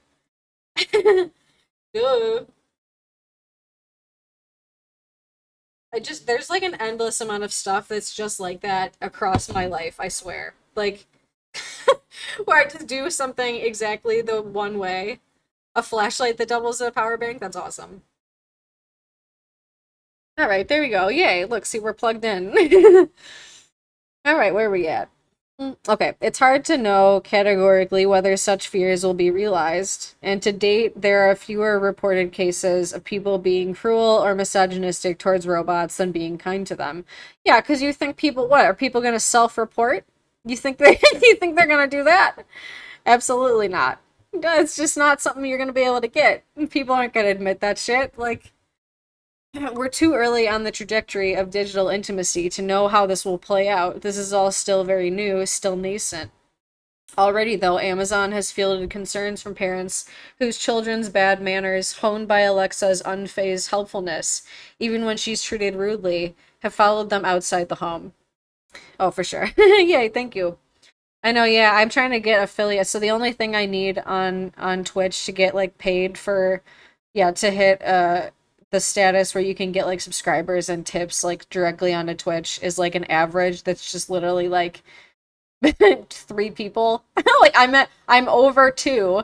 I just never like self-promote enough to remind people to please go over to my Twitch if you're on the TikTok, but it really does help me a lot because I have like every other qualification except for that. And I just haven't been remembering to ask people because it feels weird. So thank you for your help, Fabula. Yeah, this also works. All right, where are we at? Meanwhile, the United Nations warned in a 146-page 2019 report that the conflation of feminized digital assistants with real women carries a risk of spreading problematic gender stereotypes by regularizing one-sided command-based verbal exchanges with women and perpetuating the stereotype as women as docile and eager to please helpers whose responses to hostility and even harassment or obsequious. That's not a fucking way to say that, I don't think. Obsequious, evasive, and even flirtatious. Indeed, the UN report takes its title, I'd Blush If I Could, from one of Siri's default responses to, You're a slut. Wow. I didn't know that, I don't think. Let's go. Yeah, Twitch is pretty cool to be honest. And you'd see the whole like I made a whole thing. I learned how to do shit on OBS for Twitch, so I really like how it looks. Moreover, decades of academic research as criminology point to sex dolls escalating rather than dissipating, fantasies and making users less likely to accept no as an answer from real life partners. Adult sex toys are one thing, but creating lifelike robots that cannot say no and that can be violated and abused with impunity will play into some men's fantasies, writes criminologist Zane Thiemelet. If there's a real danger that we might mimic our interactions with robots in our relationships with other humans, society will need to consider how to respond. Should the onus be on robot manufacturers to design them so that they only respond kindly to us if we behave kindly towards them, for instance? Some designers are already moving in that direction. Sergi Santos, the creator of Samantha, the doll desecrated at the 2017 trade show, is developing software updates that will shut Samantha down if her user becomes violent. The upcoming iteration of Harmony, on the other hand, will address verbal abuse in a different way. When a user insults her, the designer Matt McKillen tells me she's not going to judge you or say anything to you in terms of, you're mean, I don't like you anymore. She'll just say, that's not nice. You're not being nice to me, and that makes me sad. It's textbook psychology. It's the way that you're supposed to present the way this person is making you feel without accusing them of anything or judging them. Is that good enough? I'll let you be the judge. It's not good enough. Yeah, maybe a censor to report abuse. They're gonna report themselves. Perhaps robots could even be designed to inspire virtuous behaviors among us and thereby make us kinder to each other. Setting that adjusts Alexa's tolerance for brusqueness and rewards children for saying please. Google's Assistant now has a similar function called Pretty Please, although in both cases the function is somewhat hidden and needs to be manually enabled each time it is used. And why is it marketed as just for kids? Wouldn't we all benefit from that nudge? We should also be cautious about relying fully on the makers of the technologies to deal with these risks. What if the market demands frigid Farah, a prototype of which exists? I've heard of this. Rather than self aware Samantha, or subservient Siri rather than assertive Alexa. Consider how in the 1990s BMW recalled a GPS system because so many German men refused to take directions from a woman. There's no shortage of examples of businesses making choices that are good for their own bottom line but so societally damaging. But if we don't want to leave it all up to the market to decide, then at what point should the state step in to regulate human robot relationships? Pepper's attacker was fined, but for damaging property rather than harming a robot specifically. As we interact more and more with robots and they become more and more human like, perhaps governments will have to set limits on what can be sold. A frigid Farah designed to look and sound like a 12-year-old, for example, surely is unacceptable. Maybe we will need to get grant robot wait, maybe we will even need to grant robots rights, less to protect them and more to protect us. For if we're allowed to treat robots badly, the risk is that this becomes our modus operandi in our interactions with humans, too. It's also a matter of clearly articulating the self interested case for treating our robots well. As we've seen, acts of kindness have a positive effect on the giver as well as the receiver. Remember the helper's high we discussed in Chapter 2? How science has shown that we feel less lonely not only when others care for us, but also when we care for others. This is likely to hold for human-robot relationships too. To be a master, especially an abusive one, is, as Hegel argued, inherently lonely. As such, should there be lessons in the schools of the future to teach children the importance of treating robots kindly and the value of this particularly 21st century form of caring and being cared for? That's a question, though, by the way. I'm not rereading it, just pretend that's a question. Pretend I said it like it was. Leave me alone with my robot. That's what that next header is called.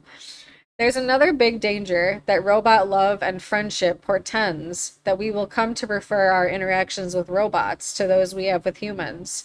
That the shy kid decides not to join the football team or try out for the school play or go to the birthday party because it's easier for him to be at home with his robot. That the single person doesn't sign up for the dating app or go on a blind date because he'd rather cuddle up on the couch with his newly purchased sex robot. Yeah, I agree. Hmm. Completely. Nausicaa. I like that, by the way. Again, this isn't impossible to envisage. People, I swear, the last like couple authors love that word envisage. They absolutely love it. Like Susan Sontag, envisage. Every other page seemed like this author said it at least 3 times. Unlike a real behavior who might annoy you by calling out your misbehavior or challenging your views, robots are more like the ultimate rent-a-friend, servile yes people at your beck and call 24/7, catering to what you want but not necessarily what you need, nor taking you out of your comfort zone. Carl, after all, told me that he already prefers seeing Jean, the professional cuddler, to the hassle of dating. Well, but it's interesting if you think about other markets, because like I compared earlier, obviously a professional cuddler is like a different part of the market of sex work, where obviously it's not necessarily in the same, like someone would obviously, who is sex negative, would look down on a professional cuddler less than they would a full service sex worker. But what's interesting to me about this is that there's obviously another enormous part of the sex industry that's just people who want to be ignored and people that want to be insulted. And so her not knowing that probably is going to speak volumes to her thinking that this is going to be something that is going to appeal to everyone, when in fact people that make a lot of money will pay their entire salary to experience the opposite, which is in itself a testament to the multiplicity of the human experience. That's just way more than just something you can universalize. And I wish that she would speak to this, But I'm just going to go out on a limb here and presume that she doesn't know that that exists because it doesn't sound like it. She would have mentioned it, I feel like, but we'll see.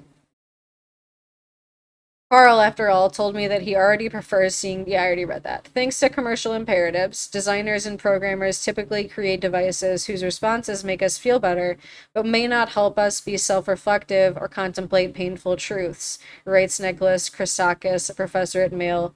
Male. that's that's the funniest Freudian slip in describing Yale. Just calling it straight up male.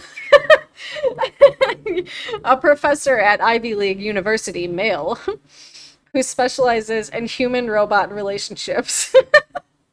That's fucking hysterical. Moreover, given that robots are not only likely to be, as David Leffy envisages, you see, they love that word, programmable, never to fall out of love with their human, and able to ensure that their human never falls out of love with them, but will also eventually be able to read our desires, our minds, and our emotional state far better than any humans. The challenge they present to human relationships will only increase. So again, they're making such bold claims here that can't actually be this is textbook what I called my dissertation, uncashable future technological promises. They can't do this right now, but this is a promise that venture capitalists are always making, especially in regards to this type of technology.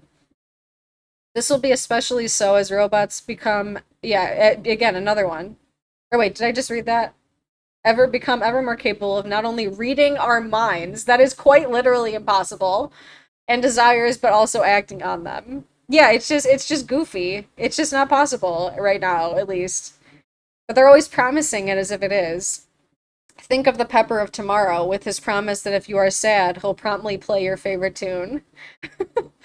Ethicists and philosophers Pim Hazelager and Anko Peters ask, why would people, when such robotic partners are available, be content with any kind of relationship, emotional or sexual, that would not adhere to the standard of perfection? It's a valid question, but then there's the fact that people may feel more able to open up freely to a robot than a human. This is especially true if they feel that the information they're revealing is imbued with a sense of shame or embarrassment, like disclosing debt or problems with mental health. Don't they realize that obviously, like, if these things actually go on the market, just think about how much of our data is being stolen that from every form of technology that currently exists, someone can only have a false sense of privacy if they don't know that that exists. Like you must only think that you would be able to disclose a secret to a robot if you know nothing about data colonialism, if you know nothing about the enormous surveillance capitalist market that is constantly farming us for things that we're just saying, which is why the fucking native advertisement exists. I don't think I am familiar with the works of Cory Doctorow, but that sounds familiar. What kind of stuff do they write about? Okay. The writer Judith Shivlevitz admitted in a piece she wrote for The Atlantic that more than once I found myself telling my Google Assistant about the sense of emptiness I sometimes feel. I'm lonely, I say, which I usually wouldn't confess to anyone but my therapist, not even my husband, who might take it the wrong way. While in a French hospital an hour outside Paris, as hospital staff struggled in vain to determine what had caused the bruises on one woman's arms, she eventually confided the reason, a fall from bed, neither to a nurse nor a doctor, but to Zora, a social robot designed to spend time with elderly patients. With robots and virtual assistants already perceived by some as a better receptacle, that's an interesting choice of words, for our confidences, as they will not betray our secrets, will a growing number of us no longer feel the need for a flesh and blood confidant, data privacy concerns aside, that is. Well, I'm glad she mentioned that though.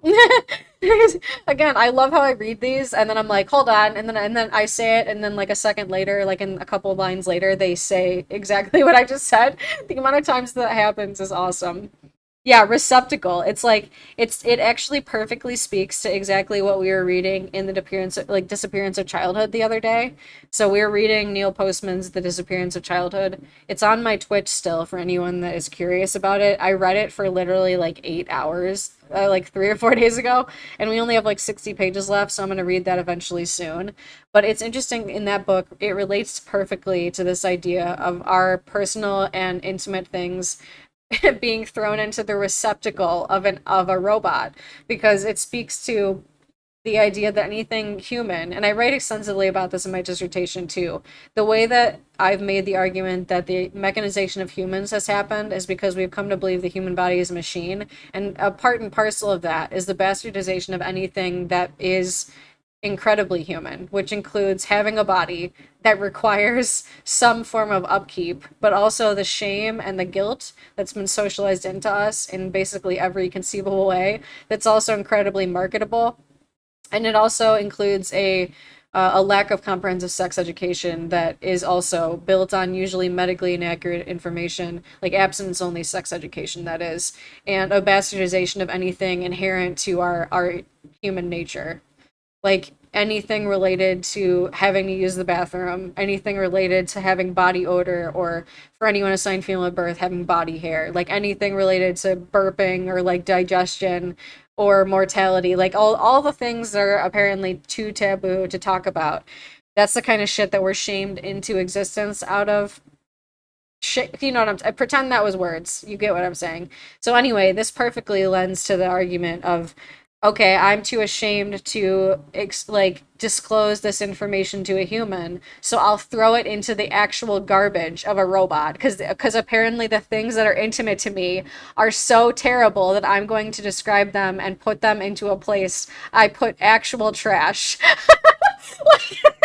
Like that's the most like telling description of how much we have been taught to hate ourselves and our bodies and our relations to others and be deeply ashamed. And you have to laugh because it's actually so fucking tragic, like it is, and nobody deserves that. And that's like such a huge part of why this loneliness exists, because we're in a society that teaches us that that's normal and that's okay, and it's not. All right. Meanwhile, it's easy to see how robot companions could exacerbate the existing trend whereby sex with another person is becoming something ever rarer among the young. So, the way that I started my dissertation is I referred to this phenomenon called the sex apocalypse, because apparently people in the United States are having less sex than ever before. And that's complicated because, for the most part, they seem to have been talking about people that are straight and cis, and like ultimately, it's it's fueled by many, many things. Of course, the cultural violence, the lack of criminalization, but also the orgasm gap. But specifically, whenever we're talking about the orgasm gap, it needs to be said that it's the cis heteronormative orgasm gap. And it's because of that like the lack of comprehensive sex education that doesn't teach people about their bodies, or the comfortable, like every problem that I was just describing is basically also caused by a lack of comprehensive sex ed that teaches you all the things that you need to know and how to please yourself and how to please someone else, and like the fact that bodily autonomy and consent need to be something, as well as the diversity of experience and identity, etc., etc. And then people aren't capable of recognizing what they deserve in a relationship, and how to be treated and how to treat others, and how profitable that is to this kind of market. And ultimately the way, and that's why, like, in my diss, I'm talking about all the entire culture of violence, but also the way that obviously, like, this disproportionately hurts the people that are committing the most violence as much as it hurts the people that are experiencing the violence, because it's all hurting each. It's a cycle of violence. It's something that everyone is taking part in, unfortunately. And that's why it's creating this sex apocalypse, in which now, a year after my diss, there's all this popular culture literature talking about the rise of lonely single cis men, and it's like, of course, look at everything that's happened. This has been a long time coming. Anyway, already in the United States, people in the early 20s are 2.5 times more likely to be abstinent than early 20 something Gen Xers a decade before. Exactly. Across the Atlantic, the number of young Brits reporting no sex at all in the last month rose between 2001 in 2012, with researchers speculating that the drop in sexual activity was closely tied to the sheer pace of modern life, which is also why I specifically studied biomimetic sex tech, because we've had sex tech for like decades on decades, really much longer than that, and it's in a most basic sense. But it's interesting to think about the market that biomimetic sex tech is emerging into. So things like the Rose toy, like all the stuff that's really sophisticated, and like I said, biomimetics are allegedly able to replicate human touch and technique. So what does it mean? And I asked this in my disc. What does it mean if in a sexually violent ecology, a robot meant to replicate actual humans is more attractive than actually having sex with another human being? It says a lot. Like it's if you are creating a market to fulfill something because people are not able to treat each other right, that really says something. Especially with it being a billions and billions of dollars of a market. And it's not fair to anyone. Like to think that the system profits off of that and that's just okay.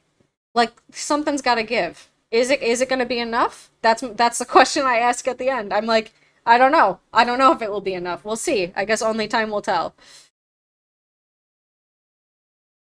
Across the Atlantic, the number of young Brits. Okay, I already read that.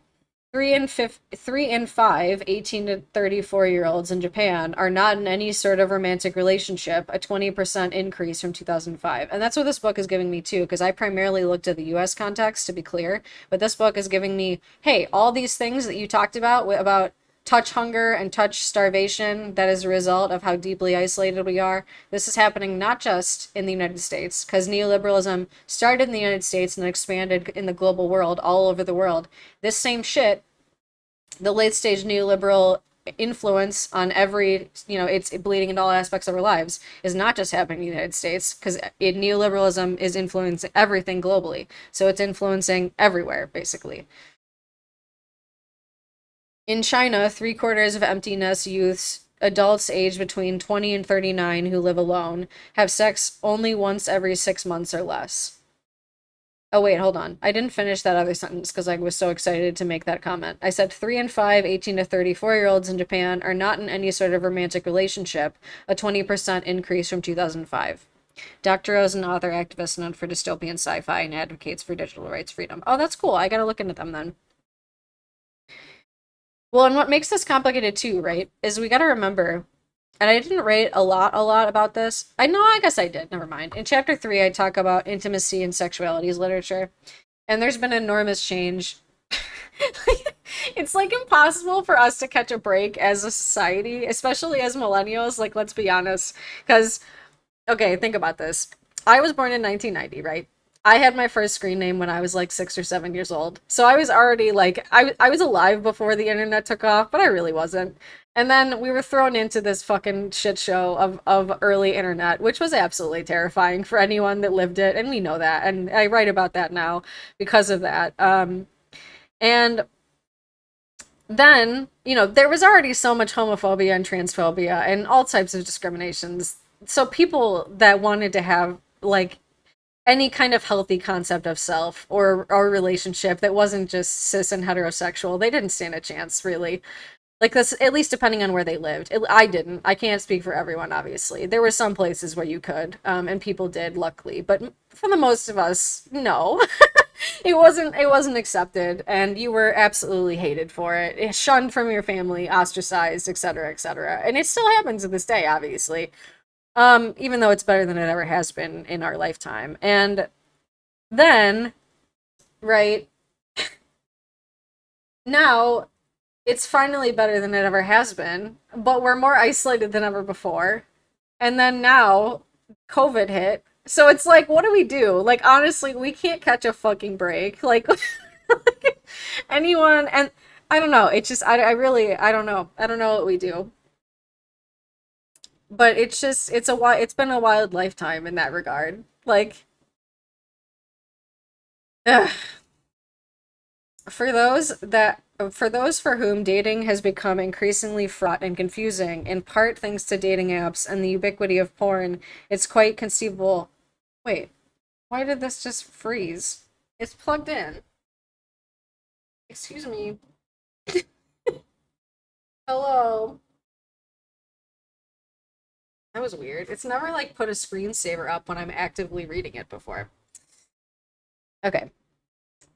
For those for whom dating has been increasingly fraught and confusing, in part thanks to dating apps and the ubiquity of porn, it's quite conceivable that Harmony, who will always be sexually available in the same way that Flippy will always be ready to cook a burger, may be a preferable companion to Helen on Tinder, who might require wooing and nurturing. Helen on Tinder. Okay, for anyone that wasn't here the last time we read, so like a week ago on Thursday, Flippy is a robot that flips burgers. It's just an arm. Or indeed, Henry. For yes, sex robot Henry is available now too, in case you've been wondering. He comes with six-pack abs, airbrush features, and a customizable bionic penis that has more rib for your pleasure vascularity than occurs naturally.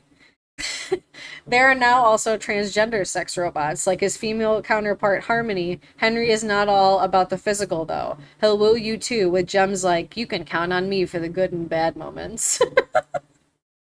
Notably, one of the taglines adopted by its maker, Realbotics, the AI-focused branch of RealDoll, speaks directly to feelings of isolation. Be the first to never be lonely again. That is such a fucking... Oh, I hate it here. Yeah. Why it matters. That's what the next header is. As robots become ever more sophisticated, empathetic, and intelligent, the risk then is that they may help us counter loneliness on a personal and individual level, but in so doing, encourage us to distance ourselves from other humans. This really matters. First, because the less we interact directly with humans, the worse we risk becoming at doing so. Remember how bad many teenagers are already becoming at communicating face to face? Replacing Alexis with Alexa is likely to reinforce and amplify this. Second, because the more time we spend with robot friends over humans, given that they require so much less of us, the less appetite we may well have to put in the extra work human relationships demand, let alone try hard to earn another friendship. Another is friendship. Third, because the more we are enmeshed in AI relationships that are necessarily less reciprocal, more narcissistic, and less challenging than ones with humans, the fewer opportunities we will have to exercise the muscles of cooperation, compromise, and reciprocity that community needs to thrive. And fourth, because of the prerequisites that need to be in place for democracy to successfully work. And by successfully, I mean be inclusive and tolerant. This came out in 2021, I think. 2021. As we have explored, not only do the bonds between the state and citizen need to be strong, but so do the bonds between fellow citizens. If we stop having to care for each other because non-human caregivers can do that work for us, the danger is that we will make less effort to care for and pay much less attention to our families, our friends, and our fellow citizens. I don't think I've heard that of that. I honestly don't read like any culture stuff, and I really should because it's like what I like. I would like to start writing stuff like that, but honestly, I've always used it as an excuse because I want to stay fresh. Like I don't want to be like consuming too much of the stuff that I want to write for because then I won't have like an original voice to contribute, but that's like kind of a cop out. I should just read it at the same time and then recognize what I can contribute that hasn't already been said. So I need to get with the fucking program. Okay, where we at? If we stop having to care for each other because non-human caregivers can do that work for us, the danger is that we will make less effort to care for and pay much less attention to our families, our friends, and our fellow citizens. Why visit your elderly father, check in on a neighbor, or read a child a bedtime story if you know a robot can do this for you in your stead? That's a weird way to say that, right? Already, iPal, a humanoid robot designed for childcare, is in significant demand in Asia, while the makers of Pepper have flagged babysitting as one of their robot's possible uses. That is really concerning. Wow.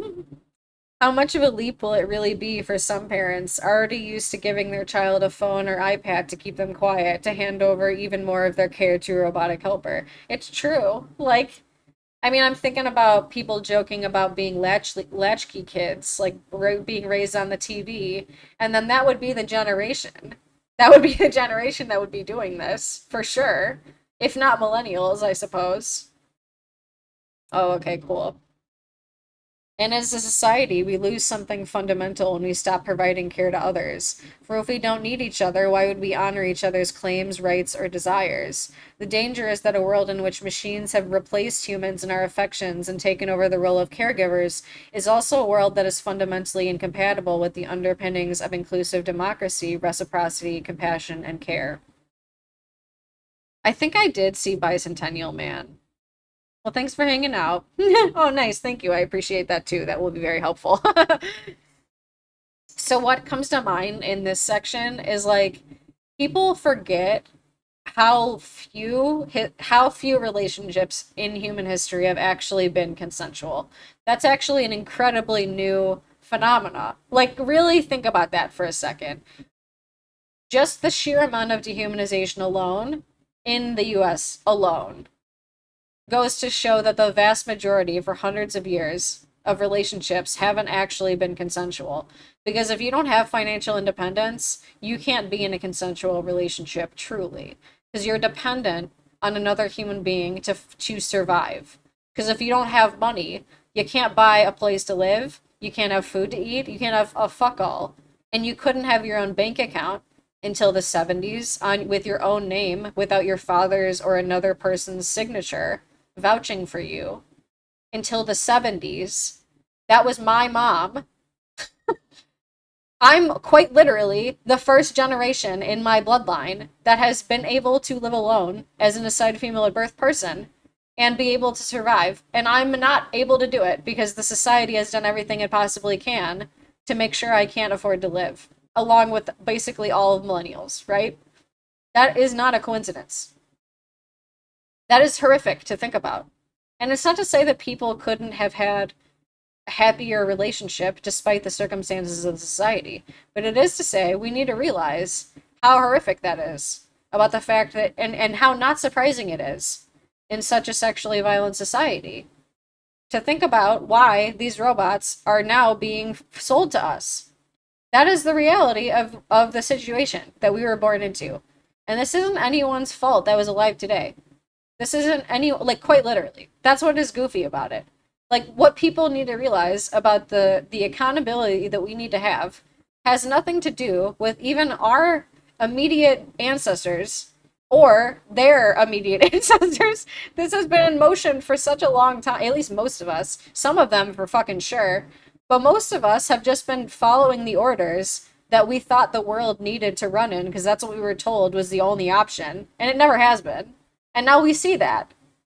So what the fuck are we even doing? Like, literally, like, it's never been clearer that we can change things and make it better for all of us. This is just another way in which that conversation can start.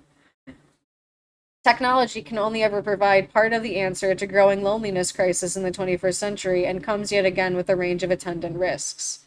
The caregiver robots reminded me of Bicentennial Man. He was slowly turned human. Oh, I think, yeah, okay, I remember that now, yeah. So while virtual assistants, social robots, and even sex robots can all play a positive role in mitigating loneliness at an individual level, we cannot allow their introduction to be at the expense of human contact, human friendships, and care, whatever the benefits, economic or otherwise. Okay, but the point of me saying that is to think about when we get into the intergenerational trauma element of what that means for a society. It is more normal than it is not normal to be in an abusive relationship. That is the norm. When I say that that is the norm, I mean that throughout most of human history, that has been the default setting in which people coupled up. Because the romantic love alone is a new thing in like the 18th century. Most people before that married for money. That was the absolute norm. It was expected. Nobody married for love. There's a book by why does love hurt? It's by what the fuck? Who is her name? Eva Illouz, I think. I forget. If you look up Why Does Love Hurt, that you're gonna see a book that will tell you all about that. And the fact that being married for love is so new in the grand scheme of things. And it was still so abusive even after that, because you can't really truly be in a fully equal, compatible, consensual relationship if one of the people isn't allowed to be a full human being. And that's only the bad situation for like people that even weren't like were humanized enough. So it's infinitely worse for anyone that was racially marginalized or class marginalized and didn't have money or any definition of humanness to speak of, not to mention anyone disabled. Like like it's just it's so think about that. What that means as far as intergenerational trauma for anyone alive today, if you're carrying the trauma of your ancestors, and disproportionately, the people that were leading the society were having sex with people that didn't want to have sex with them, what does that mean? That means that we have at least one half, and this is such a, I hate splitting things up into binaries, but realistically, we have at least around half of the society that has been forced to have sex with people they don't want to have sex with because it wasn't their fucking choice because they needed to survive, and then they were forced to have children. And then we have the other half that was constantly having sex with people that didn't want to have sex with them. Like, that is fucked up. That is really fucked up to think about. But that is the reality of what's happened. And now, yeah, exactly. And that's why you have people getting upset and trying to argue we should legally require people to have sex with lonely cis men. That's where that argument comes from, because that history is what's happened. That is literally how most of history has actually been. And they're outright cis heterosexist enough to actually call for it. Like, they're just out here like, yeah, we're not going to pretend it wasn't that way.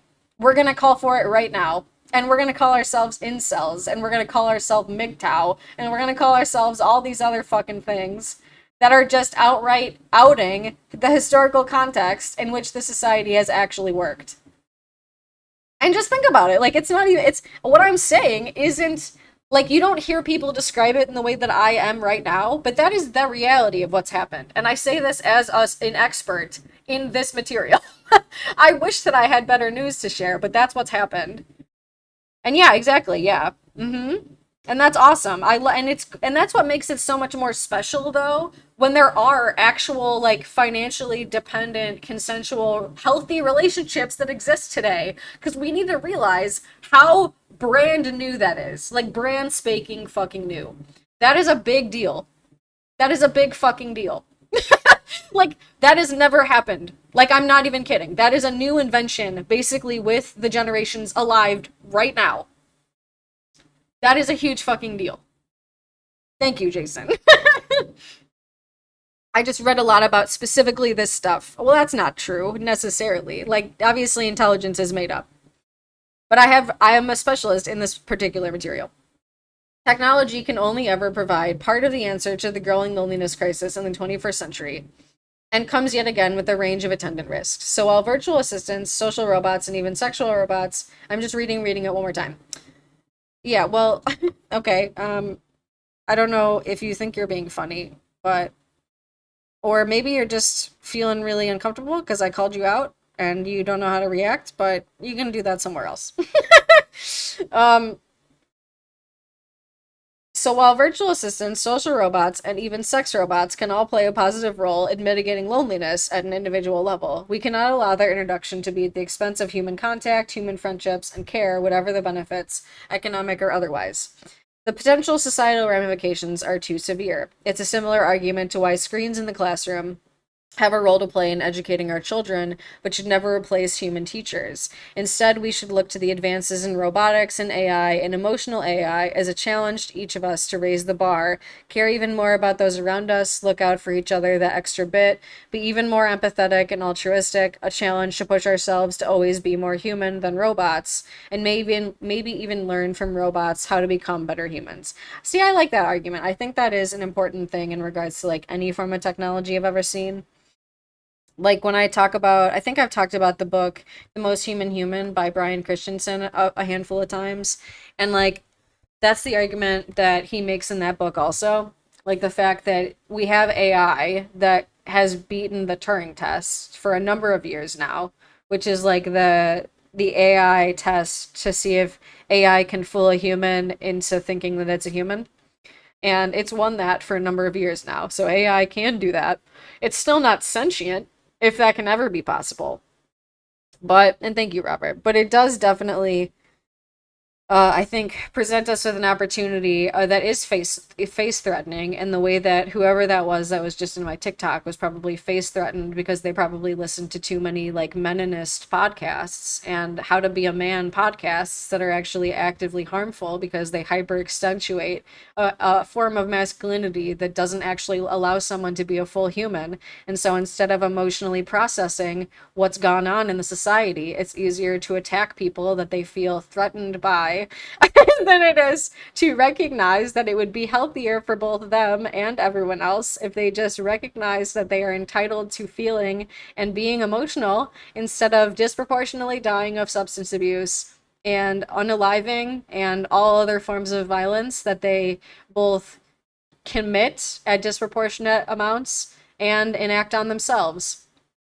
So, that is to say that, again, as always, the societal roles that exist that tell people that they can only be this or that have never been healthy or good for any of us because they hurt the people that are forced to embody them as much as they hurt the people that they attack because they aren't being allowed to be full humans.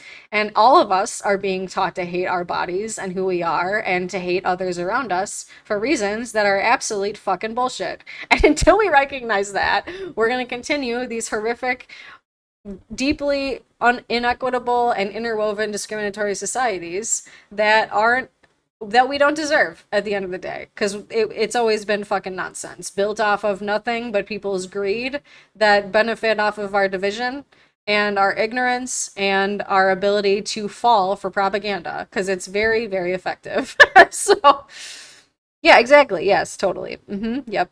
Patriarchy and white supremacy hurts men too, exactly.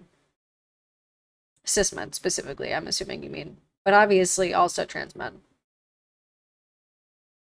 because trans misogyny doesn't just affect trans women, it definitely also affects everyone. Ex Machina movie explored the idea of AI sentience and consent quite well. Yes, I agree. And I read that I took a philosophy of technology course, which is where I read a good amount of just like stuff around preparing for my dis and stuff. And one of the assignments was watching that movie. And I'd been meaning to for a while. It'd been kind of surprising that I hadn't, because like I said the other day, like I grew up on sci-fi, but I hadn't seen it because this is kind of newer, right? Like they remade it, I think. That was the one I saw. It's pretty good. I haven't watched too much sci-fi lately, though, if I'm being honest. Besides, I guess like Black Mirror. I like horror a lot more. Which, speaking of, Saturdays, so obviously Thursdays we read. That was chapter 9. Next Thursday we got chapter 10, which is called The Loneliness Economy, which should be good. Saturdays on Twitch and on TikTok, I also I pick a bunch of horror shorts and then we watch them and rate them out of 5. Because I love horror. I've always been, because the Sci-Fi Channel when I was growing up, it wasn't actually primarily sci-fi. It was actually like probably, I don't know, I didn't actually tally it, but I'd say probably like half horror, half sci-fi. Because clearly there's a lot of merging with like the thrillers and all the different kind of shit. And it's all just like, representations of like, oh God, what if this? Oh God, worst thing that we could possibly imagine. Let's create that. And sometimes it's horrific and sometimes it's just more like surreal than anything else. So I've seen my fair share of like horror, and I figured like in 2016, like between my master's and PhD, I was like, nobody is doing like a website where they're watching horror shorts and then rating them, so I'll do that shit. Like Mystery Science Theater, like whatever 1,000, but for horror shorts. So that's what we do on Saturdays, 7 to 9 Eastern time, and it's been fun. I think we found some much better ones the last like 2 times. If you want to get a sneak peek, they're on Twitch. I got them. It's still up there, I think, from last week because it's not been a full week yet. It like kicks the recordings off of Twitch after a week until I get affiliate. So, but I've also exported that once I eventually make them public onto my YouTube too. All right, y'all. Thanks for hanging out. This has been fun. We hung out basically all day. I had like a rough morning, but then talking to everyone like on the hashtag Lampshade Society. What is that? We yeah, we hung out like all day on TikTok and it went by so quick and it really like uplifted my spirits. So thanks for everyone that hung out today and just for all of your kindness and hilarity and insight. This has been great. It definitely made my day much better for sure. So thanks. It was rough. For anyone that didn't see, I woke up this morning and I'm a PDA profile autist. So I already have such a hard time just existing. Yeah, of course, definitely. But I woke up this morning because I ordered groceries because that's my one non-negotiable accommodation as an autist because going to the grocery store is awful for me. And I woke up to learning that the Instacart person, even though I said like, hey, don't what did I say? Don't refund if these like vegan chickens are out. They replaced it with 4 bags of actual frozen chicken, and I haven't eaten meat for like 14 years. So I immediately, when I woke up, had to put clothes on, potentially get exposed to COVID, and then had frozen 4 frozen bags of chicken that I had to deal with. And I was like, God damn it. Like it's already like the day before I made a video like this is how hard it is for me to wake up just every single day. And this was just like awful. So but then hanging out with everyone and the support made it a lot better. So thank you overall. But yes, I'll message you. I eat world peace. Anyway, y'all, thanks for hanging out again. Drink water, do something nice for yourself. Hang out on Saturday if you like horror. I'll see you around the internets. Do something nice for yourself. It's fucking rough out here. So I'll see you all soon. I gotta close out both. I can never know which one to close out first. Actually, Twitch, I haven't done a raid in a while. I closed out TikTok, but we haven't done a raid in like weeks. Let's figure out where we can raid, shall we? I don't know if anyone's on. Amy's on. Hungry Goria's on. Let's raid Just Capricorn. They're playing. What are they playing? Maybe. Oh, the new fucking Oh my god, how is it escaping me? This is the one we're gonna do. The new fucking Zelda. We're raiding.